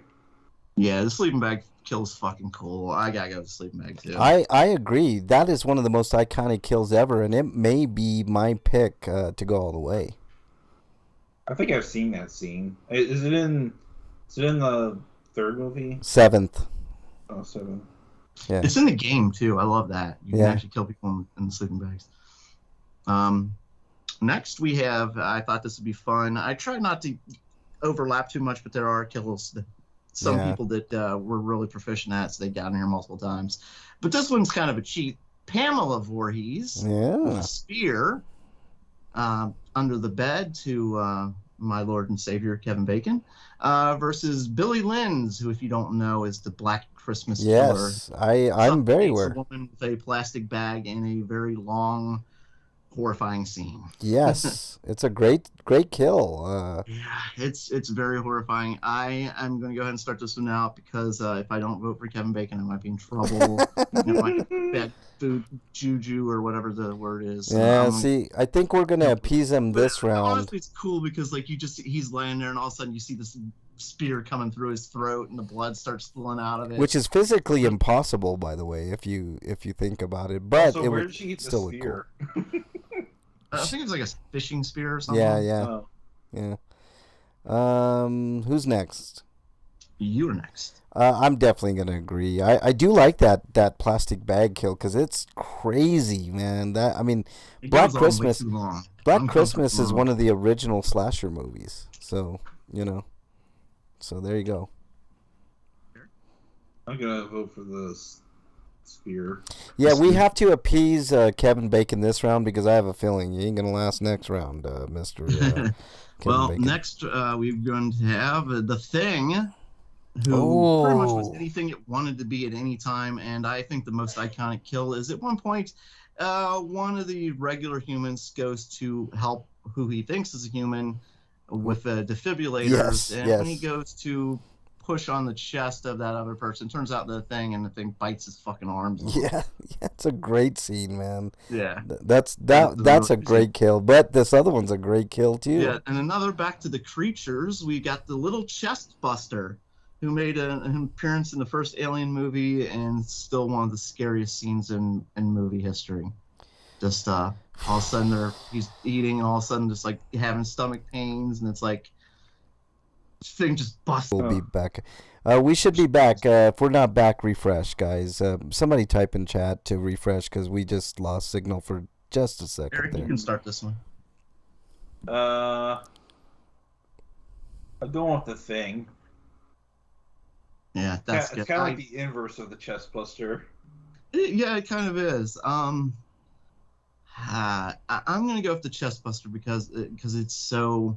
Yeah, and I love the thin kill, but that chest buster is still like one of those horrific scenes that just messes people up when you see it the first time. Frank, you're a tiebreaker.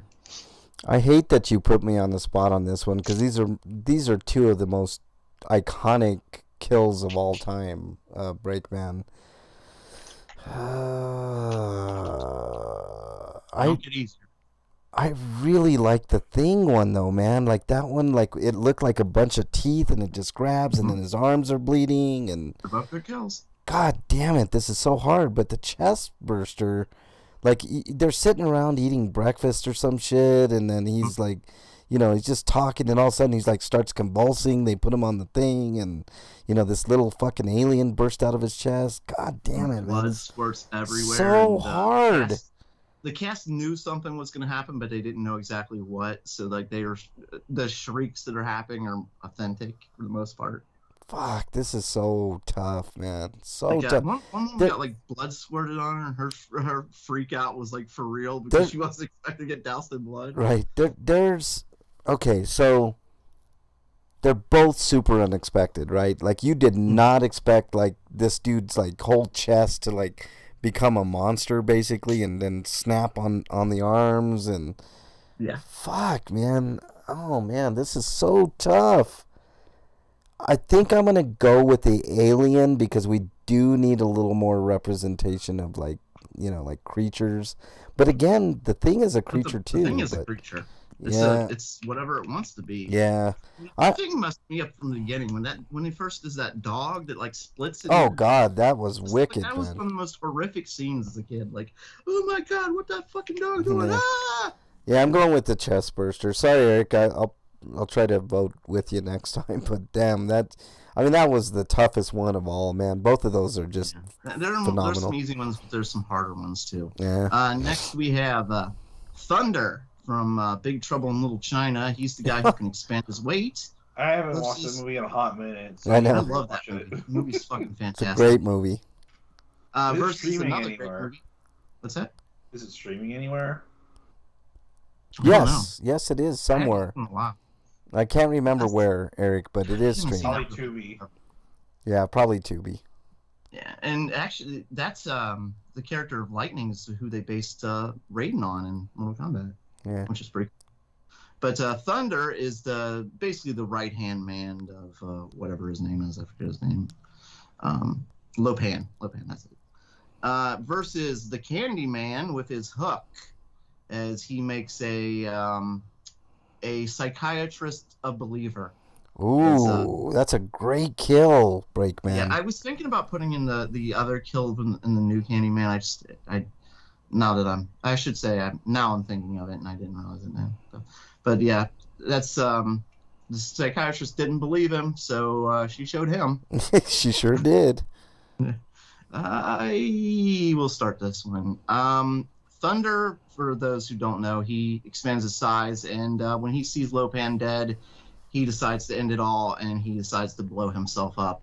And you see him expand and expand and expand until he explodes, and little pieces of him go everywhere.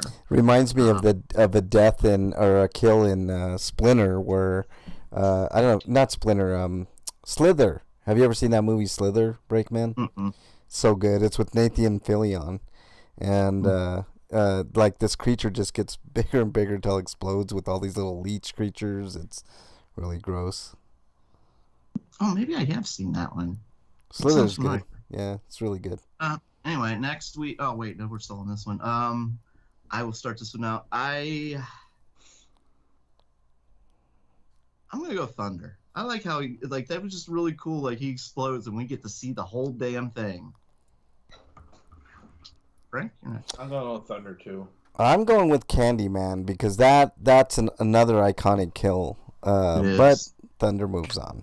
But Thunder moves on. Eric didn't even let you take a turn. He said, "Fuck you, it's my turn." I know. Well, I've seen that one, so I can identify with them more. So by that logic, Thunder's going all the way. That's a good point. Well, maybe and it's definitely the best kill I've seen that I remember on this list. Well, I'm sure you've seen this one. Ghostface, his very first kill. Yeah. Well, actually, technically, it's his second kill because the boyfriend's dead. Yeah. But Cindy, who gets the wrong phone call, and she should have probably hung up and sort of thrown him away or whatever. She is mercilessly hunted down, and she's stabbed and gutted and everything else. So she's eventually hung up and as a decoration.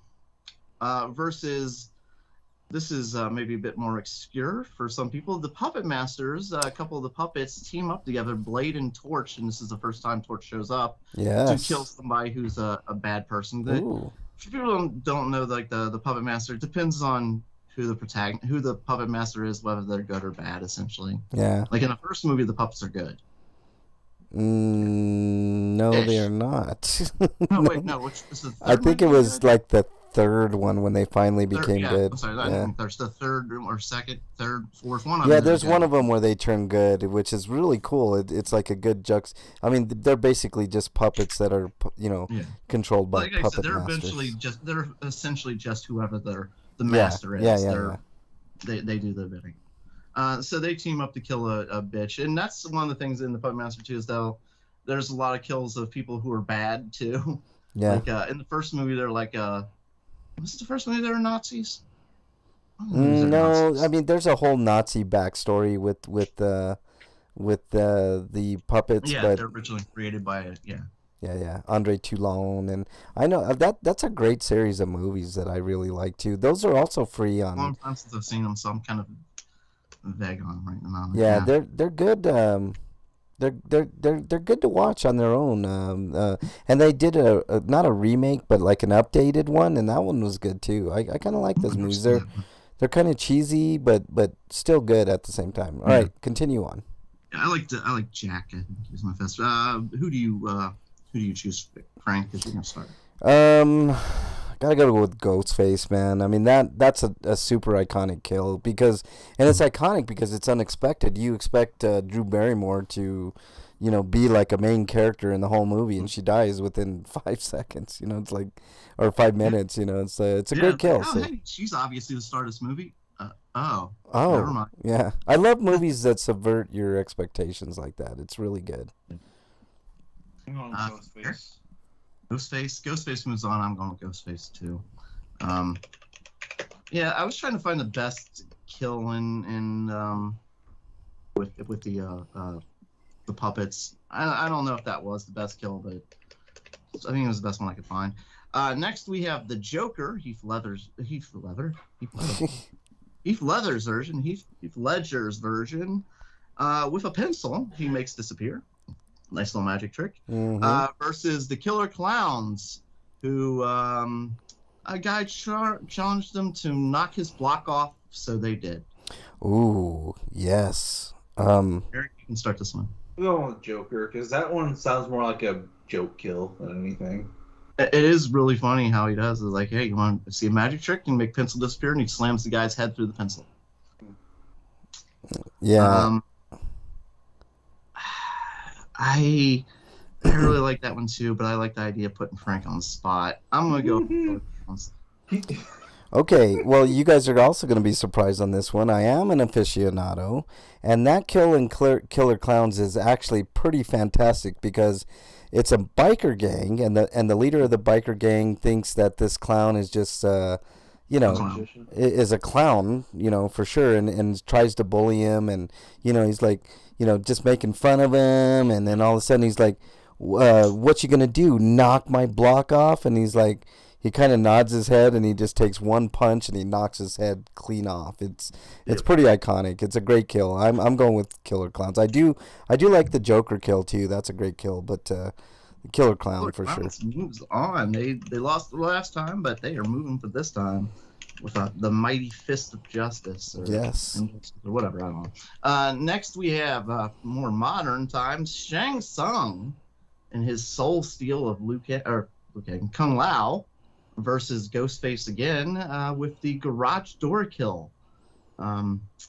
Interesting way to kill somebody. unexpected.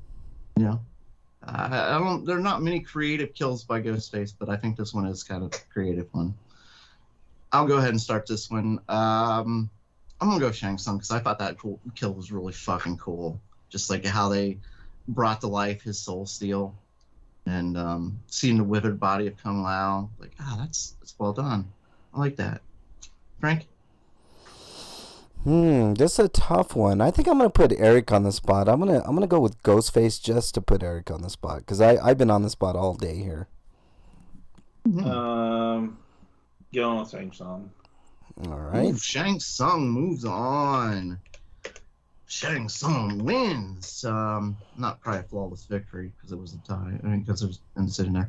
Anyways, next we have, and probably the most iconic kill in all of history, movie history, Norman Bates with a knife in a shower, and a surprise is he killed the protagonist in the middle of the fucking movie. You know, well, who we thought the protagonist was, anyways. Turns out she's just a victim. And next we have another little victim, a little girl who has the unfortunate meeting with Frankenstein. Is one of the most iconic deaths in horror movies. This is one of the oldest because this movie came out in the fucking 30s. Frankenstein, I mean, basically he's playing with a little girl and he misunderstands what's going on, so he throws her in the river and she drowns. Accident. Like, he just doesn't understand because he has a childlike mentality. Yeah. Whereas Norman Bates, he's just psycho. Eric, you start this one. I'm gonna go with Norman Bates. Yeah, I'm gonna go with Norman Bates as well. That kill is really iconic. Yeah. Well, Anne Heche couldn't ruin it, and her butthole didn't ruin it, but and Vince Vaughn almost ruined it. Oh my God, worst casting ever. Yeah, it was horrible. Shot for shot remake. Frankenstein, although really one of the most tragic deaths in cinematic history, Norman Bates has to have the most iconic. I think I'm in full agreement, and now that I see this, I think that one is going to be in the top 4 probably. But let's continue on. I think so too. Next, I'm sorry, still typing here. Next we have, and this one I said there were going to be some action heroes in here, not just the villains and the monsters. And this whole bracket is dedicated to the heroes. First, we have John Wick, who uses a pencil as a killing tool, versus Mace Windu, who ends Jango Fett's bounty hunting career with a pose and a lightsaber. A purple lightsaber. I will go ahead and start this one. I really like the pose after he kills him, the beheading of Jango Fett. Just Jango Fett had been a badass up to that point, and he'd even taken on Obi-Wan Kenobi and won. And then Mace Windu comes out here and embarrasses him, blocks all his shots, and just slices his head off. Frank, you're next. I got to go with John Wick on this one, Breakman. Holy shit, is John Wick a badass, and that was a great kill with the pencil. Eric, here's Eyebreaker. Also John Wick. John Wick moves on. The Deadly Pencil Man. I'm going to have to go watch these John Wick movies. God, they're so good. I kind of wanted Joker to pass on, so we get both pencils go against each other, potentially. That would have been funny. Next, we have John Matrix, who, if you don't know, is Arnold Schwarzenegger in Commando. Because you have an Arnold Schwarzenegger. Let off some steam. You didn't put that in the captions. This fails. What? This is all invalid now. You didn't put let off some steam Bennett in the captions. I ran out of time. His name is Bennett. Bennett, by the way. Yeah, the guy's name is Bennett, and he throws a pipe through him and blow off some steam or something. He says, blow off some steam, Bennett. Yeah. And I think this was probably his most iconic kill, movie-wise, other than maybe the Predator. But he didn't really kill the Predator. The Predator killed himself. Yeah, that's true. That is true. Which makes him exempt from that. So he had another great kill. So John Matrix is going up against John McClane. Yeah. Who was in a cold ice field. This is after he's gotten out of Tokyo Tower and moved on to an airport, and some asshole tries to kill him outside in the snow. John McClane picks up the first weapon he can find, which is an icicle, and he shoves it through the guy's eye. Mm-hmm. And one of my absolute favorite fucking movie kills. I'm going to go ahead and start because I love that fucking kill so much. The icicle to the eye is just badass. Frank, you're next. Oh, by the way, Arnold Schwarzenegger had a bunch of iconic kills in Commando. Yeah. Remember when I told you I'd kill you last, Sally? I lied, and he just lets him go. And then the one in the it's the tool shed, and he's using like everything in Yeah. to kill him. Like I thought about putting that in. Yeah, It's and like, then the other one where he's in the airplane and he like grabs that guy and puts him in a headlock and just kills him, and then puts his hat over him. And he's like, and he turns to the stewardess and he's like, "Don't disturb my friend. He's dead tired." It's so funny.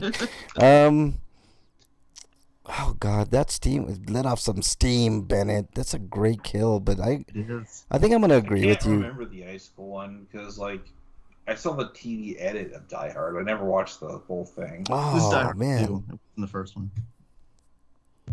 It's a great kill. I think I'm gonna agree with. I never saw Die Hard 2. Period. So. I think I'm gonna go with you, Breakman, and say John McClane. I think that is a great kill. The second and third Die Hard movies are fun. Neither of them ever gets as close to the first one, but they're still fun movies. Yeah, I like them. After that, they start getting the absurd special effects and other things. It's like, what the fuck? Yeah, This isn't Die Hard. good. This is Die special effects. Yeah. And I really wish these special effects. What say you, Eric? No, the icicle. Yeah. Yeah, ice in his veins and ice in the dude's eye. Next, we have one of the most iconic deaths in all of movie history. Dorothy, with a bucket of water, melts that old Frankie witch. And she screams, I'm melting, I'm melting. I'm melting, I'm melting. And then we have Conan finally getting his revenge on Tulsa Doom right in the front of all of his cultists as he hacks the guy's head off. Not just one clean slice like Mace Windu. Nope. No, he has to hack at the guy's head to get it off. Tulsa Doom, the magic man, the cultist, the headless James Earl Jones, Darth Vader himself. Eric, you can start this one. Conan. Yeah, that's a great kill, but as much as I really hate The Wizard of Oz, I've seen it a billion times as a kid, and it's just like, why is this fucking movie on again? Like, parents leave the room and make you watch something. It's like, here's Wizard of Oz. No, don't make me watch that. The fucking monkeys, the monkeys. Yeah, but to kill like that was a great kill. I mean, a bucket of water and her screaming, I'm melting. So I'm gonna put Frank on the spot.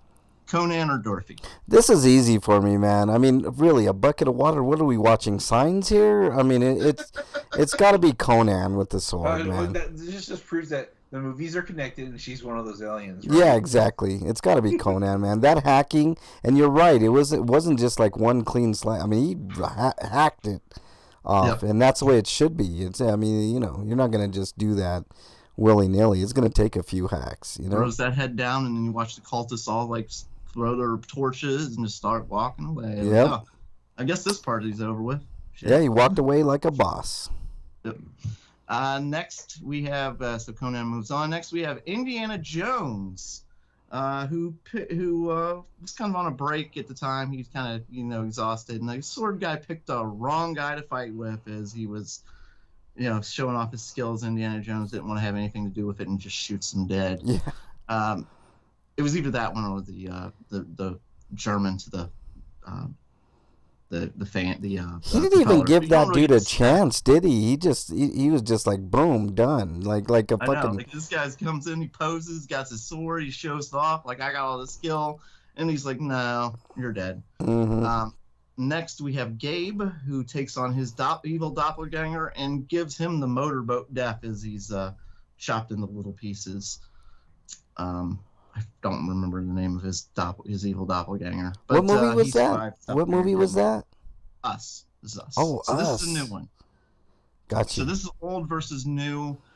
I'm going to go ahead and start this one because I haven't actually seen Us. And Indiana Jones killed. I can't believe you haven't seen one of the funniest Us. scenes in movie history. I got to go with Indiana Jones. Frank? I'm gonna agree with you, but how dare you not see the movie Us, man? That's a great movie, man. I've seen everything. I haven't got to it yet. Such a good Have you seen movie. Nope yet? I'm behind on like more horror movies. I'm sorry. What, Eric? I was asking him if he saw Nope yet. No. Who do you vote for, Eric? I'm voting. I mean, Joe just shooting a guy is just funny to me. I don't think it's particularly great, so I'm gonna go with Game of the Motor Ghost. I did see that scene. That was pretty brutal. Yeah, it is brutal, but I mean, it's got to be that. I mean, it is an iconic kill just because, like, I mean, Indiana Jones is a straight up murderer, man. like he just murdered that guy right there, man. Oh yeah, he's got no. The only qualm he had about killing anything was destroying the Ark. Right. Like that was the one thing. He's like, no, I can't do this. Right. He's ready to blow everybody up with a rocket launcher, but then they got the Ark. No, I can't do that. Yeah, let's do these rapid fire, man. Yeah, we're running out of time here. We got 2 more brackets here.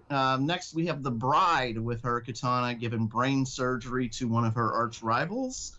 I think that's a really cool kill as she slices the top of her head off and you see her brain. Lucy Liu? Was that who it was? I can't remember.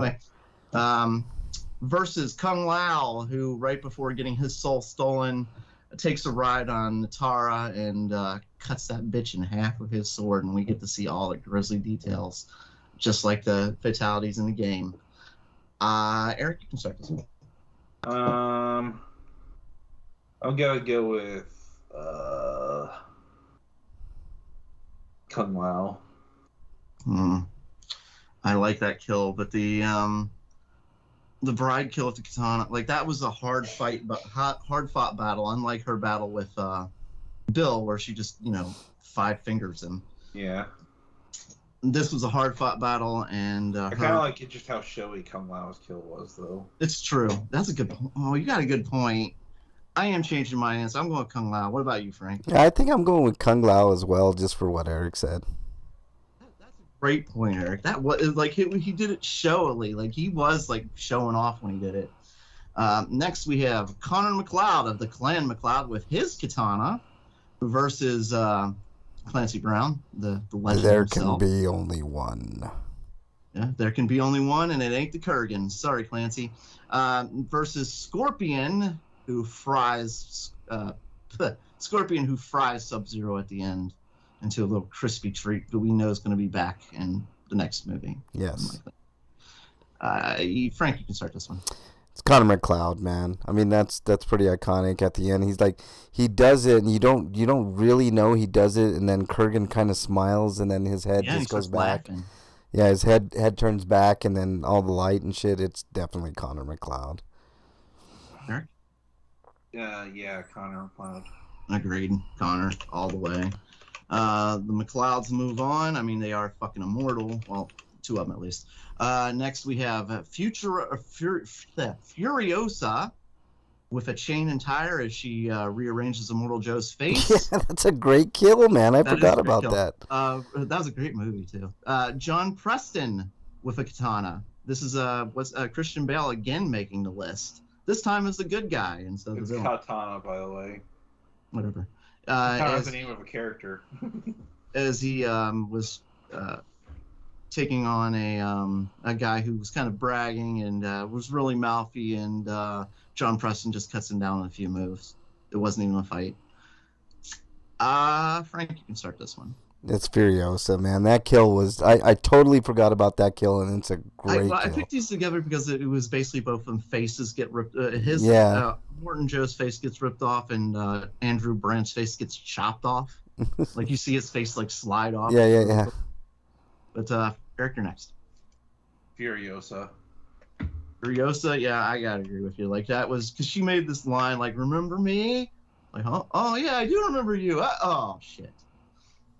Yeah. Next we have, and this is the last in this bracket, RoboCop, who I could have chose other kills, but I wanted this one because it was the best kill, even though he kind of indirectly did it. Is he shot the guy who was driving at him. The toxic waste. Mostly it was he dodged it. I think it's so weird that RoboCop has the ability to quick reflexes, even though in other parts of the movie he seems kind of slow. Well, this one there's a truck coming at him. He just dodges it, and the truck runs into the I guess it toxic depends waste. on how quickly he can think and get his body to react versus like certain other events that he wouldn't be able to. Yeah.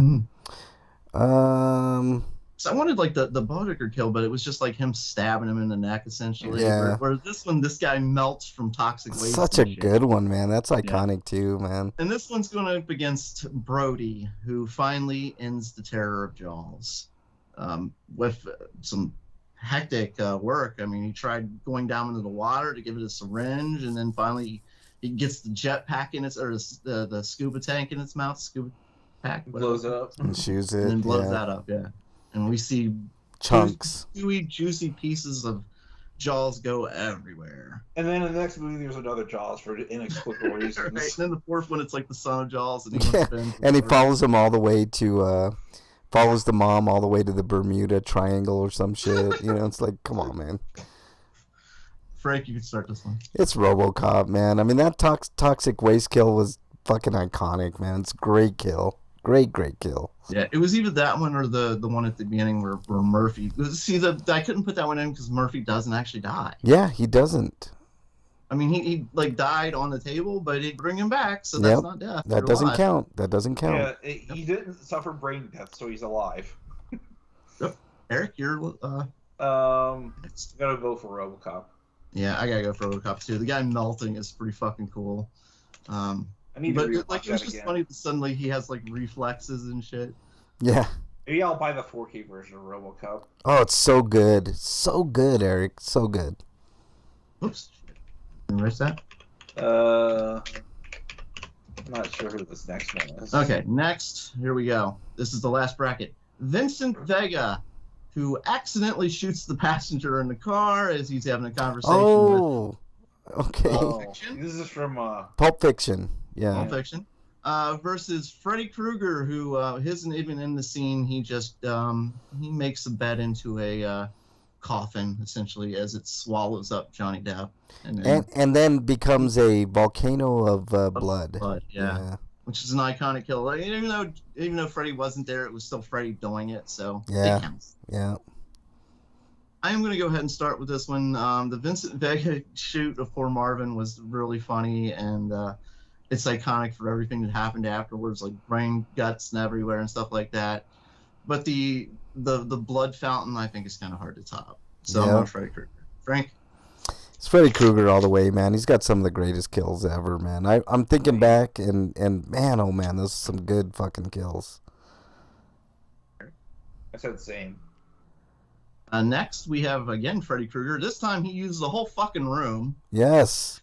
to kill the girl as her boyfriend watches helplessly, versus Ghostface, who returns, and he shows up at the movie theater and stabs a girl in the bathroom and then watches her as she goes out in the movie theater and dies in front of everyone. Yeah, so that's a great kill too, for sure. And people thought it was part of the movie, and they're cheering and everything else. So, like, yeah, that was a really clever kill. Eric, you can start this one. One thing I have to ask is why would they think it's a part of the movie when the whole point of the movie is to watch the movie?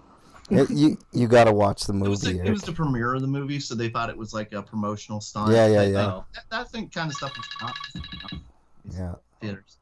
But I'm gonna go with The Room. You have to remember, this happened before the crazy guy in the Dark Knight movie theater. Like, Yeah. this was before people were afraid of guns in movie theaters. Yeah. This one was, so stunts like that were common, but I already said The Room though. oh, okay, yeah, the room, how they did that was really cool. Like, that was some hard special effect work they did. But like I said, the Ghostface, that kill was clever. Just get her in the theater, and then to watch her bleed out while everybody's cheering for her death because they think it's a fake kill. I gotta go with Ghostface. Frank? This is a tough one, but I'm gonna agree with Eric. The whole fucking room kill is awesome, and it's brutal. Like, you see these cuts just happening, and blood is going everywhere. And she's getting smacked against the wall. Yeah, like he's just throwing her against the wall, and you're like, what the fuck is going on? And the boyfriend's reaction, like, it's just a great fucking kill, man. But he moves on. Next, speaking of great kills, we have Jason Voorhees and Jason X. He gets creative. He likes the new stuff. He finds some liquid nitrogen and he slams that bitch's head right into it to watch her freeze before he slams the head back into a counter and watch it shatter. Yeah. Versus Michael Myers, who I don't think he knows how to use a gun. I mean, maybe that's why he shoved the shotgun through the cop. Yeah. To shoot. But or you know, he did it on purpose. It's like, I know this will happen if I do it this way. So yeah, maybe. But I'm going with he just didn't know how to use a shotgun, so he changed it into a spear. I find that these are two funnier kills, and I find the shotgun kill to be the funnier of the two, personally, just because it's a shotgun, not a spear, and he's using it on a spear. And it's on a cop. Wow. Frank? I'm going to respectfully disagree with you, man. The Jason Voorhees liquid nitrogen kill is so fucking cool. Well, I know there's a liquid nitrogen kill in Halloween, I think, wasn't there? No, it's in Jason X. Oh, maybe I'm thinking of they put their face in scalding water. Yeah, scalding water, and that's a great kill too, which should be on this list. But the only other one I can think of is Demolition Man, where you use liquid nitrogen to kill somebody. But that Jason Voorhees kill, man, I'm going with Jason Voorhees. I'm going with the Jason X kill. Yeah. Jason Voorhees and some science killing and moving on. Let me see the quick nitrogen. Next we have Gabe. Wait, how did I get him back on here? Yeah. Well, it's a different Gabe with a different motorboat. it's not us. No, it was. I know what it was. It was supposed to be Chris versus what's his name? The bad guy. Whisker? No, from shit, what's that called? Jordan Peele's first horror movie. Which one? Jordan Peele's first horror movie. Us? No. Us. No, that wasn't the first. The no, first one was... Get Out. Get Out. Yeah. What? Get Out. Get Out. Get Out. Yeah, the Chris's kill of the villain in Get Out. Yeah. I forget what he used to kill him, but whatever. I think it was one of the apparatuses on the table or something. Oh no! It was whatever. You know what? It was the antlers that he killed. Yes, the antlers. Yeah, that's a great kill. But I watched a lot of these kills online. There's only like a couple I didn't see, but next we have, and this is back to an older one. Ross sees a man sitting in a car with his daughter, and he brutally beats that man until he gets him or shoves his head into a drill. What movie is that? Day of the Dead? No, oh, I wrote it down. Let me see. It's one of the zombie movies. I have to look. I think you're missing two great kills, man. The shark kill in Zombie 3, I believe. City of the Living Dead. City. So many, Frank. Oh, okay. And then I saw there was another one I thought of. Shit. It'll come to me, but like there are other ones I thought about, like zombie with the eye. And that's so fucking cool. That kill. I can't remember what the computer's name was, but like that, those lasers and you see the liquid just oozing out. It's so fucking cool. Eric, you can start this one up. Chris with antlers versus Ross with a drill. I'm going with the antlers. Antlers. I am going to. Yeah, I'm going to go with the antlers too, actually. Frank? I mean, antlers. I mean, come on. How many people get killed with antlers? Although, I will say antlers was the cause of a death in Lost Boys. So. Oh, that's right. That's right, Yeah. Next, we have the Gremlins, who use an elevator to kill somebody, talking about creative. For people who don't know, it was a woman who had an elevator in her home, one of those chair elevators, not a traditional one, so it went up the side of her staircase instead of going up and down like a traditional elevator. And they rigged it so it flew her out the window, which was pretty funny. versus. Oh, I know this one. Oh, okay. I had to think of what this was. Holly, who is in The Omen. Early in The Omen, she kills herself after declaring her love for Yeah. Damien. She's like, I'm doing this for you, Damien. Yep, and then, Mrs. Brightman just said the same thing. Yeah. You can start this one out, Frank. That's a great kill. I'm going with that one, man, because it's so shocking. She's like, all of this is for you, and then she jumps off and hangs herself, and then in the aftermath, her body like slams into the glass and slams into the, everybody's looking up and like in horrified, I mean, just horrifying. But I got to go with that one. Eric? I've never seen that one, but I'm gonna go with it anyway. Really I was good. going to go Gremlins, but that's okay. The rope suicide moves on. Rope. I'm going to put it on there so maybe I'll remember what it is this time. Next we have Art the Clown from Terrifier. I've never seen this one. With a saw, as he cuts some woman in half. I heard. Yeah, the woman is basically hanging by her legs and saw right in the middle, cut in half. Ooh. Ouch. Yep. That sucks. Versus Father Karras, who the only way he could think of beating the demon was to get the demon to jump into his body, and then he promptly... I put rope, but I think he just throws himself out the window. Yeah, he throws himself out of the window. Yeah. I don't know if I put rope there.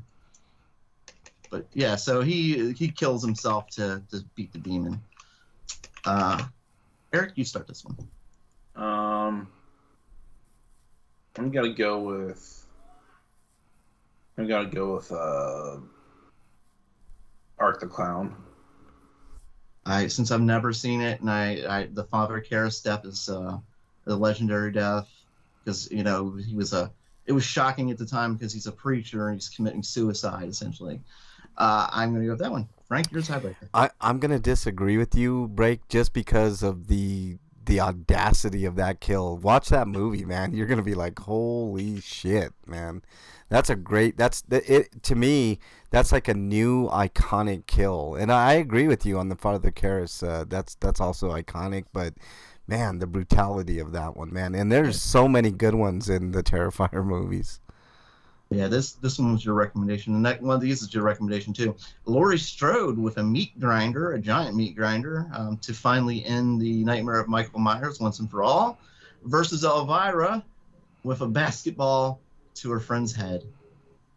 And not the Elvira. This is just a character named Elvira. Mm-hmm. That she smashes her friend's head with a basketball, and it's exploding head essentially. What movie was that? I don't remember it. Deadly Friends. Oh, Deadly Friends. Yeah. Okay, now I remember. Yes. I am going to start, and I'm going to go with the Deadly Friends because that was it's so absurd. Like, throws the basketball and then boom, head.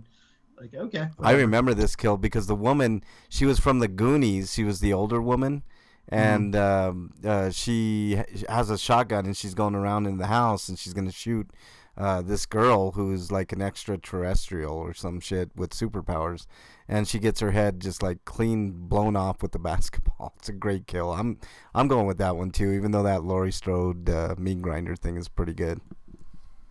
Eric? I'm gonna go with Michael Myers burgers. Yeah. Next, and this is the final one, we have Negan with Lucille as he brutally beats a beloved character in Glenn. This is one of the most shocking TV deaths ever because this was a brutal death to a beloved character, and that really just doesn't happen on television. Well, it did with poor Glenn as he met Lucille. Versus Jason Voorhees, who taught a boxer a thing or two on a rooftop. The boxer thought he was going to beat down Jason, and Jason, kind of like a killer clown, just one punched the man's head off. Ooh, can I go first on this one? Yep, Frank, you can start this one. This is the last you're not doing that Jason Voorhees kill any justice. So basically, you explain it then. Basically, they're on a rooftop, right? And the boxer is like, he's a boxer. He's an actual boxer. He's really good and stuff. And he, the only thing he can do is like fight Jason one-on-one up top, even though Jason is, So he starts punching Jason, and he's doing a really good job. He's backing him up all the way to the edge, and then he just runs out of juice, and he misses Jason, right? And then he says to Jason, he's like, all right, man, hit me with your best shot or something like that. And then Jason just like grabs him and just one-shots his head all the way up, and then it falls into a trash can down below. It's a great kill. It's a great the Killer kill. Clown's head fell in a trash can too. I don't remember. I think that went in a trash can too. I think. Yeah. So who copied who then? Who came out first? But Killer stuff Clowns. was tragic because it was somebody who grown to love. Like, he was a favorite character for a lot of people, and he gets a horrific death. It's comic book accurate. But Frank's starting this without me. Shit, I'm just gonna pick Jason Voorhees because it's such a great kill, but I know what Break is probably gonna pick, and I want to put Eric on the spot. I'm just gonna vote for Negan. Yeah, I haven't seen it, and I have seen the boxing scene, but it sounds like it's brutal. It's very brutal. It's hard to watch, and if you're a fan, like, it's like, no, not him, like somebody else. So these two characters villains? Yeah, Negan's a villain. Yeah. When he does this, he becomes a good guy, but he's a villain when he does this. Yeah. But God, that kill is so hard to watch because it's like, oh no, not Glenn, don't do that. Oh, fuck. Yeah. Oh, fuck, stop. A lot of people had right after he just killed somebody else too, another character that was beloved, Yeah. And he was less brutal about that kill. Why can't I open this up now? What is going on here? All right, what do you got? I am going to go with. We already have one head punch on here, so I'm going to go with Negan. All right, it's fair enough. Fair enough. It is an iconic. We don't death. have a baseball bat to the head. We and already had one. Oddly, it's the only TV death that we have on the list. Yeah. That? Well, there weren't that many TV deaths, though. Now that I think about it, actually. Yeah, there weren't. That might be the only TV character that was on here, actually. Yeah. Because I'm looking, I don't see any. Yeah. Yeah, that's all one TV character, and he's. Damn, we got some icons going against each other next week. As Breakman put it, Jock Wick instead of John Wick versus John McClane, and Conan versus Indiana Jones. We've got some, man. This is gonna be tough. Will a horror icon survive? Versus Pennywise. I know. We got Ghostface and all kinds of shit. I look forward to Freddy with his bed kill versus Freddy with his room kill. Yeah, that's great matchup there. All right, let's do our plugs and get the hell out of here, guys. I think everybody's wanting Food Quest, so Breakman, plug away.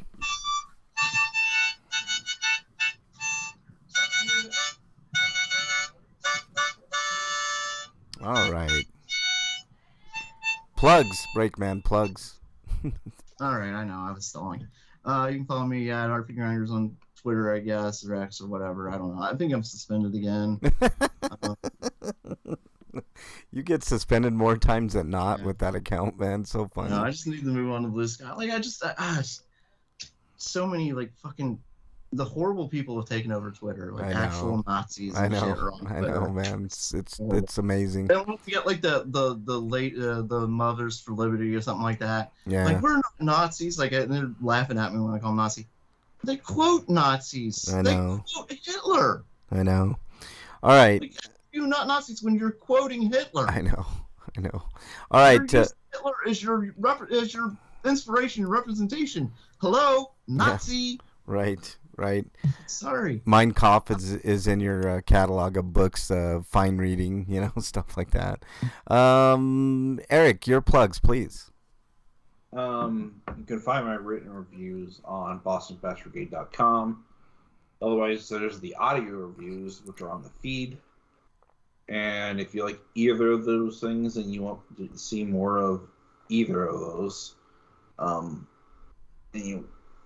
there's the link to my Patreon and my Twitter or Blue Sky profile, and bring them at little as $1, which help out. And that's Eric at Eric like RPG. Either one time or like do one-time donation for whatever you want, or just $1 a month if you feel like supporting me more continually, but you can't commit to more than that. All right. I literally only have one person on my Patreon that is left, and that's my sister. So. Yeah. All right. Anything else, Eric? Nope, not really. Other than stay safe, get your boosters if you haven't yet. All right. If you're keeping up with your boosters, it's probably around time to get another one. Yeah. All right. Follow me on Twitter and Blue Sky, Frank Branches, or right now I'm RPGrinders as well on. But I'm gonna give that account obviously to Break once he gets on. Well, actually, we should just use that as a secondary account, Break, because you can do your Breakman account over there. Use my own so I don't get that account suspended. I get mine suspended. Yeah. Well, it's okay if you get. I mean, I don't care, man. You know. I mean. Apparently, I'm not supposed to tell people to fuck off and stuff like that. Or what was it? Apparently I'm not supposed to tell Jim Jordan to eat a shit sandwich and wash it down with bleach. Well, you're advocating for suicide there, Breakman, you know. All right, you can follow me at Frank Branches on either platform. Also, on any of the systems, you can find me RPGrinders. I don't have a huge friends list, so if you guys want to join me on any of those systems, I mostly have been playing Switch lately, but I will probably be going back to the PlayStation or the Xbox here real soon, probably PlayStation. But you can find me from time to time on any of the systems. So Frank Branches or RPGrinders should get you there. What else? I want to thank everybody in chat, Freak5 and Scotoma this week. And then who did we have? Hold on a second here. God damn it, my mouse isn't working, man. Why doesn't it work? Well, everybody in chat, thanks so much that was listening. Probably Alicidra and all the cast of characters that comes and lurks. Thank you all so much. Everybody watching on YouTube as well. Thank you guys so much. And how dare you, Breakman? Don't blame Apple. Although this mouse is kind of wonky, so you know it is one of those. I don't know what's going on here. It just doesn't want to. God damn it. Anyways, what else? I want to plug Eric's birthday. Make sure you join us all next week for Eric's birthday. I think that's going to be a fun birthday bash, and we'll obviously have a great show and maybe talk about Eric's tenure on the show and the contributions he's made and all that good fun stuff. So you're saying he's finally going to get a raise? Maybe. I mean, you know, checks in the mail for sure. So, you know. But that's mail systems. There's got to be another way. Like, I've been waiting for that check for you for years now. What the fuck is going on here? I'm not even going to be able. Oh, there we go. Jesus Christ. This could be the only reason. Yeah, I know. All right, and that's about it for us. Make sure you watch Terrifier. Terrifier is a great scary movie. The first movie's more experimental. The second movie's a lot better, but watch them both back to back, and they got great kills. Since we've been talking about great kills. All right, anything else, gentlemen? I'm gonna have to watch that. I'm gonna have to go back and watch what was that called again? Nocturne, Castlevania. No, Us, and what was the other one? Get Out. Get Out. Get Out. I gotta watch that. Those are great movies, man. But watch Nocturne as well, Break, because I'm really curious to what you think about that first. Twitter, Netflix though. Netflix, yeah. Oh, you don't have Netflix? I missed my window to watch Expendables 2 on HBO Max before I left, and I feel mad about that. You're not missing much, man. So, all right. Stay safe this weekend. We want to see you back here next week. Until then, we are out. Later, everybody.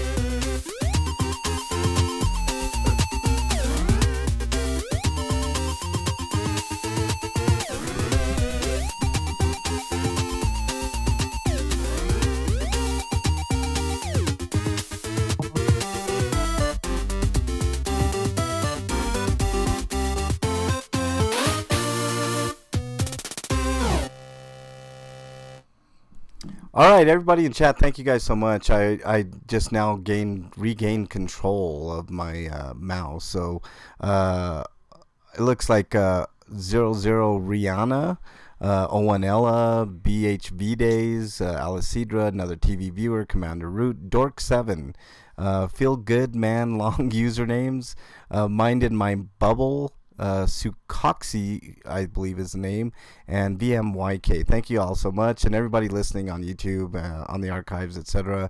And like I said, Freak5 and Scotoma, thank you guys so much. Really appreciate it. Didn't see Slagar in there. We hope he's doing okay. But anyways, we got to go. Later, everybody. Have a great day and good weekend. Exile Freak5. This week on Bernie's OnlyFans, Frank gives her a Blumpkin. How dare you, son of a